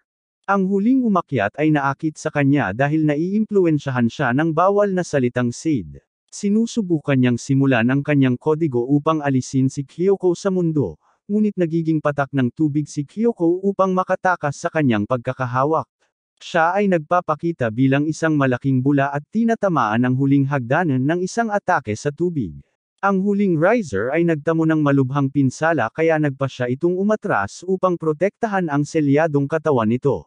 Bumalik si Kyoko sa kanyang anyong elf at ipinaalam sa mga tao na tapos na ang kanilang labanan dahil pagod na siya. Ang kanyang komento ay hindi pinansin at hinihiling ni Lord Balmung na ibunyag niya ang kanyang masasamang plano. Sa tingin niya, sinusubukan niyang bilhin ang oras laban sa kanila at si Kyoko naman ay naaakit sa kanyang katangahan. Iminumungkahi niya ang tigil putukan, ngunit itinuturo ni Lord Balmung na siya ang sumalakay sa kanila ng walang dahilan. Ipinaliwanag niya na pinuprotektahan niya ang sarili niya dahil akala niya ay sinasalakay siya habang nagre-regenerate. Nagtataka si Kai kung anong uri ng laban ang pinasukan ni Kyoko na nagpahina sa kanya ng husto, kahit siya ang bayani ng mga espiritu. Ibinunyag ni Kyoko na nakikipaglaban siya kay Galit. Inamin niya na malakas si Galit pero mas magiging mahirap ang huling pag-akyat dahil inatake na siya ng katulad na halimaw noong nakaraan ng kasama niya si Sid. Nagulat si Kai na alam din ni Sid ang tungkol sa huling mga risers. Ibinunyag ni Kyoko na bawat lahi ay gusto ang pinakamainam para sa kanila, ngunit ang huling mga tumataas ay hindi kabilang sa anumang lahi. Sila ang pinakamapanganib na nilalang dahil wala silang pinagkukunan ng lakas kundi ang pagkamuhi sa mundo. Nakipag-usap si Jin kay Lord Balmung at inamin na kapanipaniwala ang mga salita ni Kyoko. Ikinwento niya kung paano sila inatake ng huling Riser, si Vanessa at si Lord Alfreya, para lang sa kasiyahan. Hindi masyadong natutuwa si Lord Balmung sa ideyang gawin ang gusto ng mga espiritu. Sinabi niya na matagal na silang naglalaban at hindi lang siya basta-bastang papayag na itigil ang digmaan. Ibinunyag ni Jin na pumayag na siya sa tigil putukan kasama ang mga demonyo at ang mga nilalang sa langit. Itinuturo niya na hindi naman kailangang kalimutan nito ang kanilang nakaraan at makipagkaibigan sa mga espiritu, ngunit mas mabuting magtatag ng kasunduan upang limitahan ang mga sakripisyo sa hinaharap. Nakita ni Lord Balmung ang katwiran sa kanyang payo at nagpasya siyang ibaba ang kanyang sandata. Nagpasya si Kyoko na umalis ngayon na nagkaunawaan na sila, ngunit nagtataka si Kai kung saan siya pupunta ngayon na parehong hinahabol siya ni Wrath at ng huling Riser. Tinuro niya ang sementeryo at inihayag na pupunta siya roon dahil doon niya unang nakilala ang huling bumangon. Ibinunyag ni Kyoko na lumitaw ang sementeryo pagkaalis ni Sid at si Wrath lang ang tumanggap nito, habang ang iba pang bayani ay tutol dito. Ibinunyag niya na magkasamang namumuhay si Wrath at ang huling tagapagbangon upang makahanap ng ibang kinalabasan para sa digmaan ng 5 lahi. Hinihiling niya kay Kai na dalhin siya sa pasukan ng sementeryo at si Kai ang nangunguna. Nakarating sila sa pasukan at napansin ni Kai na ang pasukan ay katulad ng sementeryo ng mga demonyo sa Urza Federation. Pumasok sila sa loob at napansin ni Fallen na kakaiba ang gusali dahil hindi ito itinayo ng mga espiritu o ng mga tao. Nagkonklusa si Jin na dapat megalith ito. Patuloy silang naglalakad at inihayag ni Kai na nakita niya ang code holder sa unahan lang. Nakarating sila sa pedestal at nagsimulang kumikinang ang code holder. Inilabas ito ni Kai at nagsimulang magsalita ang code holder gamit ang boses ni Sid. Inamin ni Sid na nagkamali siya at hindi niya nagawang protektahan si Rina. Nagmakaawa siya sa kanila na lumaban upang likhain ang kinabukasang hindi niya kailanman nagawang maging posible. Humahaba ang hawakan ng kodigo at nagliliwanag ang ilang inskripsyon sa dingding. Binuksan ng mga inskripsyon ang isang pinto at lahat ay nahigop doon. Nakamalay sila muli sa loob ng isa pang eroplano. Wala ni isa sa kanila ang nakikilala ang kanilang paligid at hindi mapalagay si Lord Balmung dahil parang sila ay inilalapit sa isang bitag. Ganoon din ang nararamdaman ni Fallen at humihingi siya ng paliwanag kay Kai. Walang maipapaliwanag si Kai dahil pareho lang siyang naliligaw sa kanila. Biglang nagsimulang maglakad si Kyoko pababa sa daan at tinanong ni Lord Balmung ang kanyang desisyon dahil wala silang ideya kung ano ang kanilang makakasalubong sa dulo ng daan. Ibinunyag ni Kyoko na may malakas na pinagmumula ng mahika na nagmumula sa dulo ng daan at pupunta siya doon para mag-imbestiga. Sinundan siya ni Kai, Jin, at Rairen. Nakarating sila sa dulo ng daanan at umakyat sa ilang hagdanan upang makita ang estatwa ni Lord Alfreya.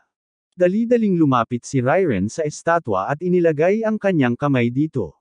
Inimpo niya sa grupo na nararamdaman pa rin niya ang ilang kapangyarihang mahika na nagmumula sa estatwa. Ibinunyag niya na si Lord Alfreya ay ginawang estatwa gamit ang petrification magic, ngunit maaari itong baliktarin kung pag-aaralan nila ito. Itinaas ni Lord Balmung ang kanyang pamalo upang tuluyang wasakin ang hear ng mga Celestials, ngunit pinigilan siya ni Rairen. Lumapit si Kyoko sa estatwa at inilagay ang kanyang kamay dito. Ibinunyag niya na ang estatwa ay hindi nabuo sa pamamagitan lamang ng pagiging bato dahil ang hitsura nitong parang bato ay nasa ibabaw lamang. Si Lord Alfreya ay talagang nakapirmi sa loob ng kukulong ng bato. Sinusubukan ng iba na i-proseso ang bagong impormasyong ito, ngunit isang portal ang lumitaw sa itaas at sumilip ang huling Riser. Nadetekto nito ang kanilang pagpasok at ang kanilang paglapit sa selyadong katawan ni Lord Alfreya ang nagpalabas dito. Lumilipad ito pababa at tumatayo sa pagitan nila at ni Lord Alfreya. Matagal nang hinihintay ni Rairen ang pagkakataong ito para makapaghiganti sa ginawa ng huling Riser kay Lord Alfreya. Hinugot din ni Lord Balmung at Rairen ang kanilang mga sandata, handang lumaban. Nagpasya ang huling bumangon at tumuon sa 3 taong nagreaksyon ng bigkasin niya ang salitang tabo at isinantabi ang iba na hindi tumugon. Lumalabas ang isang portal at sina Jin, Rairen, Fallen, at Lord Balmung ay nahigop doon. Nag-aalala si Rini na na-teleport sila sa isang mapanganib na lugar, pero sinigurado siya ni Kai na nagkahiwalay lang sila dahil gusto silang panatilihin doon ang huling Riser. Sumasang-ayon si Kyoko sa kanya. Naisip niya na ang kanilang presensya sa mundo ay makikita bilang isang abala dahil mayroon pa rin silang mga alaala ni Sade. Ang iba ay ibinaba sa labas ng gusali at agad na nagsimulang bumalik si Jin dahil sigurado siyang nandoon pa rin ang pinto patungo sa alternatibong espasyo. Tinatanong ni Lord Balmang ang kanyang motibasyon na bumalik dahil sigurado siyang hindi niya kayang talunin ang huling tagabangon.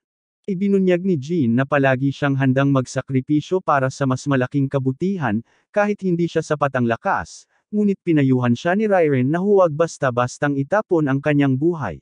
Ibinubunyag din niya na sarado na ang pinto patungo sa alternatibong espasyo. Iminumungkahi niya na gumawa sila ng plano dahil may ideya siyang gusto niyang subukan, at pumayag si Lord Balmang na tulungan siya. Sa loob ng alternatibong espasyo, naganap ang isang labanan sa pagitan ng tatlo at ng huling Riser. Ginawang tubig ni Kyoko ang kanyang kamay at inatake ang huling Riser, ngunit binawi nito ang kanyang atake, at nawala ng bahagi ng kanyang braso si Laiko. Pumasok si Kai kasama ang may hawak ng kodigo, at nagawa niyang putulin ang ilan sa mga tentakulo ng huling Riser. Umatras si Kyoko at sumali muli kay Rina, na nakatayo lang sa likod. Nagtataka siya kung bakit siya nagiging pasibo kahit kasali siya sa laban. Inamin ni Rina na takot siya sa huling sumikat kaya hindi niya kayang harapin ito. Naghahangad siyang makipaglaban kasama si Kai, pero hindi niya kayang gawin iyon. Hinihiling ni Kyoko na pahiramin siya ng kaunti sa kanyang kapangyarihang mahika para kahit paano ay makatulong sa kanilang laban-laban sa huling Riser. Hinawakan ni Kyoko si Rina nang walang pahintulot, at ninakaw niya ang ilan sa kanyang mahika. Binobomba si Kai ng huling sumikat ng mga sonic attack mula sa mga tentakulo nito. Nakialam si Kyoko at gumamit ng ice spell para hindi makagalaw ang huling Riser. Binasag niya ang kulungang yelo, at inakala ni Kai na talo na ang huling tagabangon dahil wala ng bakas nito. Pinupuri niya si Kyoko sa kanyang tagumpay, ngunit hindi mapalagay si Kyoko dahil may hindi maganda ang pakiramdam. Bumukas ang isang portal sa lupa, at sinulat ng Last Riser ang bagong code nito sa dating code. Lumabas ito sa portal ng walang galos, at nagtataka si Kyoko kung bakit hindi ito agad nag-regenerate nang masira niya ito kanina.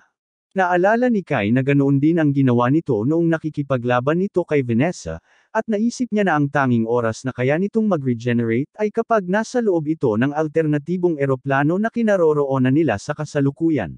Tinanong ni Kyoko si Kai kung paano siya nakatakas noong huling beses na nasa ibang dimensyon siya, at isiniwalat niya na pinutol niya lang ang ibang espasyo gamit ang may hawak ng code sa gitna ng pagkapanik. Ginawang tubig ni Kyoko ang kanyang kamay at kinuha ang estatwa ni Lord Althrea.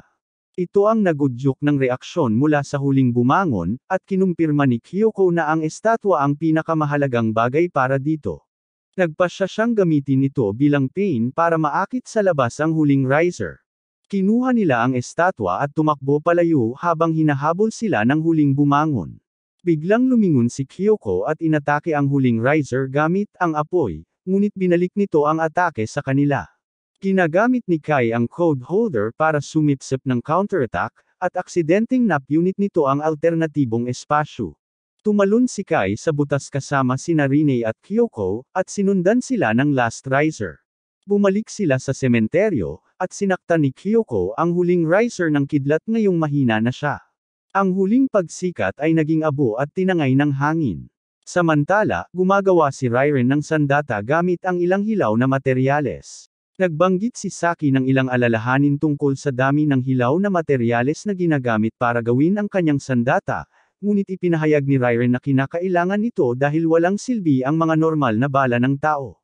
Biglang naramdaman niya ang kapangyarihan ng mahika mula sa isang kaaway na pinagmulan, at nabitawan niya ang kanyang martilyo sa sobrang takot. Sa loob ng sementeryo, ang Last Riser Aspect 2 ay lumalagos sa alternatibong espasyo at pilit na bumabalik. Kinikilala ni Kai ang Aspect 2 bilang bersyon ng huling Riser na nakulong ni Rine. Nakikita sila ng The Last Riser bilang mga manlalabag na nakikialam sa kapalaran ng mundo. Sinimulan niya ang kanyang code para alisin sila.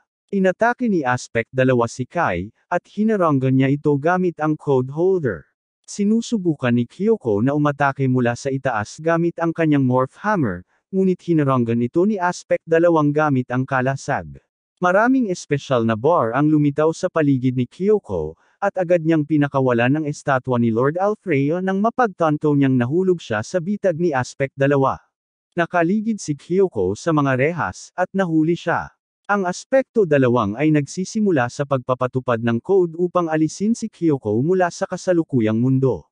Inilabas ni Kyoko ang kanyang reserba ng kapangyarihang mahika sa pamamagitan ng kanyang light spell, at ito ay lumikha ng malaking pagsabog. Lumabas ang estatwa mula sa sementeryo na nakabalot sa isang bula. Naghihintay pa rin sa labas sina Lord Balmung at Jean, at agad nilang nakilala ang estatwa. Si Jean ay nagmamadaling pumasok sa gusali, iniwan si Lord Balmung na namamahala sa mga sundalo.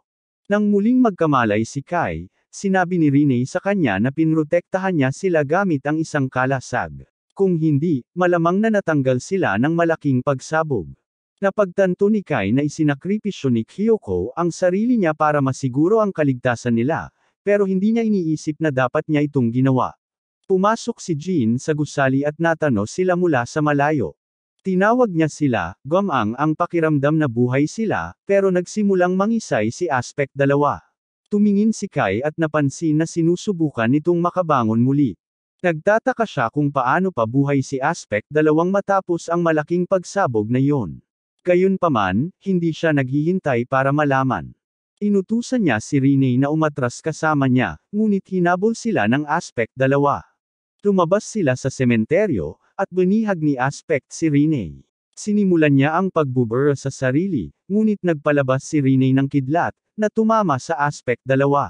Inilabas ng Aspect 2 si Rene at bumagsak sa lupa, ngunit nakabangon ito at sinubukang muling atakehin siya.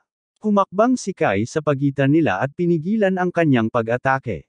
Siya ay nagiging agresibo at sinusubukang atakehin ito, ngunit ang Aspect 2 ay bumubuo ng kalasag upang harangan ito. Sinusubukan ni Jean na umatake mula sa gilid, ngunit nahihirapan din siya dahil sa kalasag. Si Lord Balmung ay umaatake mula sa ibang anggulo, ngunit ang Aspect 2 ay nananatiling protektado ng kalasag. Itinutulak sila pabalik ng Aspekto 2, at inutusan ni Lord Balmung ang kanyang mga sundalo na simulan ang kanilang operasyon. Binato niya ng granada si Aspect 2, at sinundan ito ni Jean ng mga atake ng apoy mula sa kanyang espada. Inutusan niya si Kai na protektahan si Rene habang pinipigilan nila ang Aspect 2. Nagpaputok ang mga sundalo ni Lord Balmung sa Aspect 2, ngunit ang kanilang pinagsamang lakas putok ay halos hindi man lang makalmat ito. Bumalik si Ryren sa harapang linya dala ang balang kanyang ginawa. Inabot niya ito kay Jean at sinabihan siya na ang bala ay maaaring magpasimula ng apoy na tumatagal magpakailanman. Binalaan niya ito na huwag palampasin ang kanyang tirada, at pinawala ni Jean ang pana. Nakuha niya ang headshot, at sinipsip ng pana ang apoy sa paligid ng Aspect 2, pero walang nangyari. Biglang sumabog ito, naglalabas ng nakasisilaw na puting liwanag. Humupa ang pagsabog, at lumingon si Kai para makita na ang Aspect 2 ay gumagana pa rin ng walang ulo. Sinusubukan itong lumapit sa kanila, pero bumabagsak sa lupa. Nagsimulang kumanta ang ulo ng Aspect 2, at bumukas ang isang portal sa itaas. Kinikilala ni Kai na nagaganap ang muling pagkakatawang tao ng mundo. Inutusan ni Fallon ang kanyang mga sundalo na palibutan ang target, at nilapitan niya ito, laban sa payo ni Rene, na sinubukang hikayatin siyang huwag pumunta. Sinundan ni Ryren at Jean si Fallon, at sinimulan ng ulo ng Aspect 2 ang Phase 2 ng muling pagkakatawang tao ng mundo. Sinimulan nito ang pag-override sa World Hero, at isa pang may hawak ng code ang bumaba mula sa portal. Isang kakaibang karakter ang bumangon at kinuha ang espada. Kinikilala ni Kai ang karakter bilang si Sid, ngunit si Sid ay nagsasalita gamit ang boses ni Aspect 2. Galit na galit si Kai dahil ginagaya lang ng Aspect 2 ang itsura ni Sid. Sinugod niya ito at ilang beses sinubukang umatake, ngunit pinigilan ni Aspect 2 ang kanyang mga atake. Nagsagawa ng pag-atake mula sa blind spot ni Aspect 2 at nagawang tumama gamit ang kanyang lightning spell. Binago ng aspekto dalawa ang kanyang plano at nagpa siya na hulihin siya ngayon na nasa abot kamay na siya. Hinawakan niya siya, binuksan ang isang portal, at itinulak siya sa loob. Muling nagiging agresibo si Kai sa pagpupumilit na mabalik si Rinne.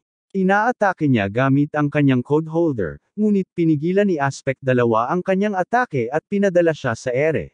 Sinaksak ng Aspect dalawa ang kanyang code holder sa lupa habang sinisikap ni Kai na makatayo muli.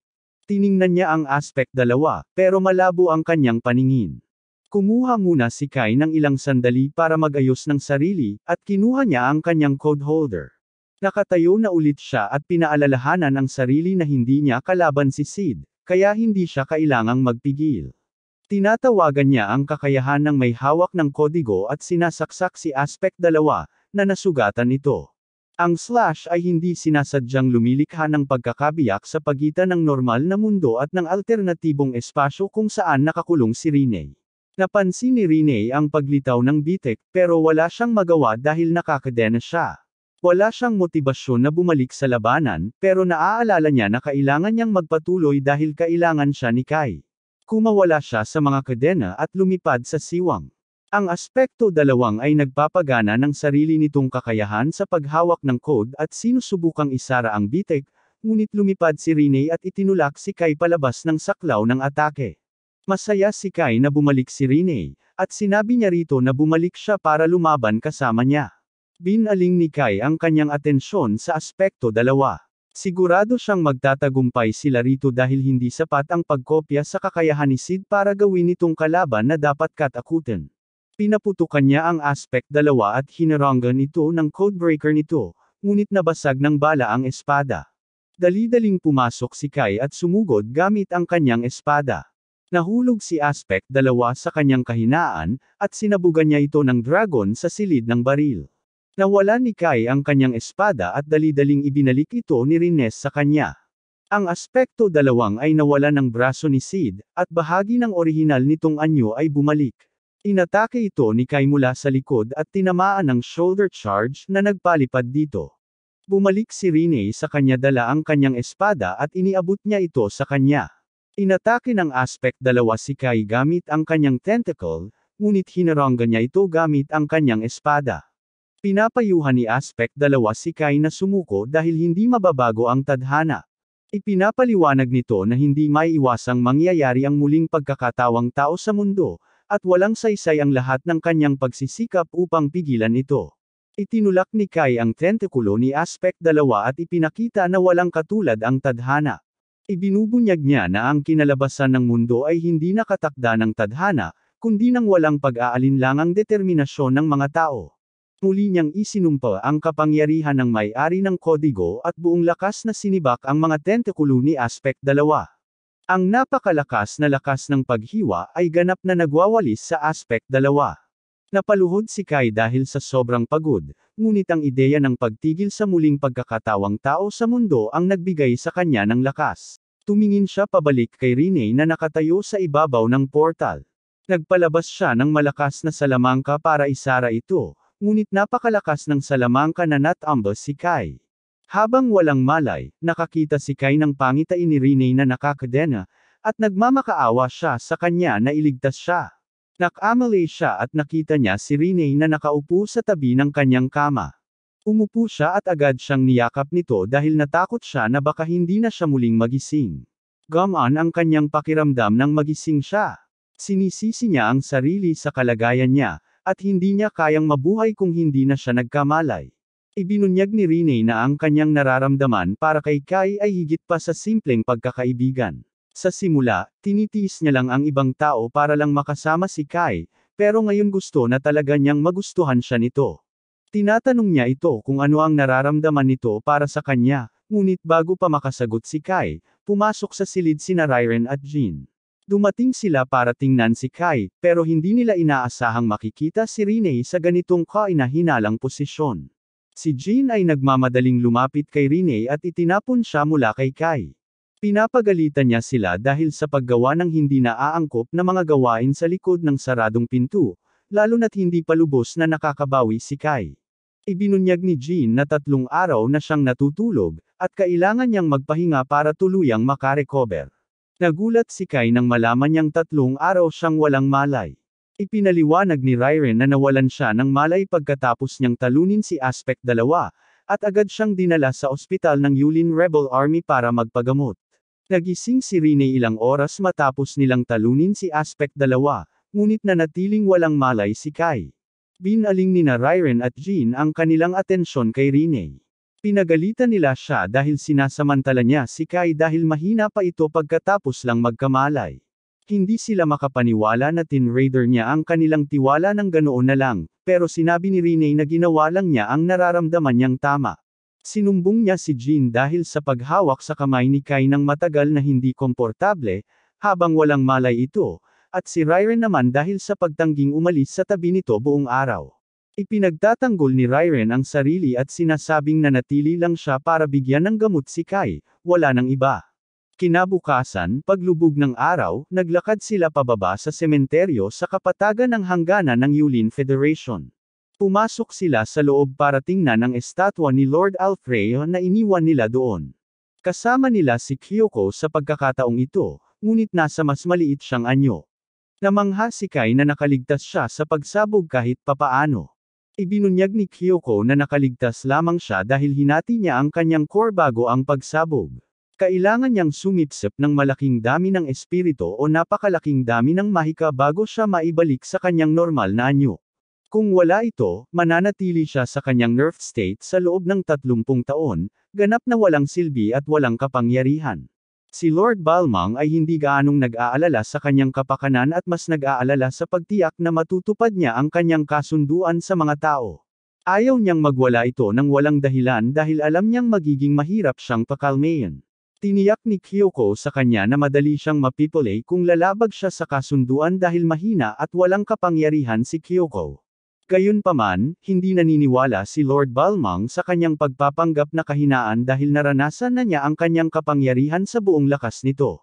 Walang makakaalis sa alaala niya ng karanasang iyon, kahit pa ang kanyang pagpapanggap na inosente. Inagaw ni Rairen ang atensyon ni Lord Balmang sa estatwa, at binalaan niya ito na huwag itong masira dahil magiging sanhi ito ng galit ng buong lahi ng mga anghel. Nangako si Lord Balmang na pananatilihing ligtas ang estatwa at sisiguraduhing ganap na ipinagbabawal ang sementeryo.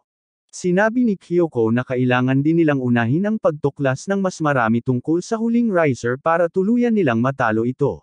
Ang tanging lead nila ay si Wrath, ang tanging bayani na hindi bahagi ng kanilang koalisyon. Nagpasya silang ipagpatuloy ang kanilang paglalakbay upang hanapin siya, at nag-alok si Lord Balmang na bigyan sila ng pamamaalam.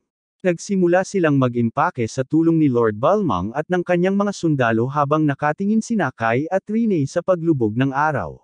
Tinanong siya ni Rene kung sa tingin niya ay maibabalik ang estatwa ng bayaning pangkalangitan para maibalik si Lord Alfreya. Ibinunyag ni Kai na posible ito, ngunit inamin niyang hindi siya lubos na sigurado. Ang kanyang motibasyon ay gawin ang kanyang makakaya upang mapabilib si Sid dahil ipinagkatiwala niya sa kanila ang kapalaran ng mundo. Kailangan niyang patuloy na protektahan si Rene habang sinisigurado na matatapos ang digmaan ng 5 lahi.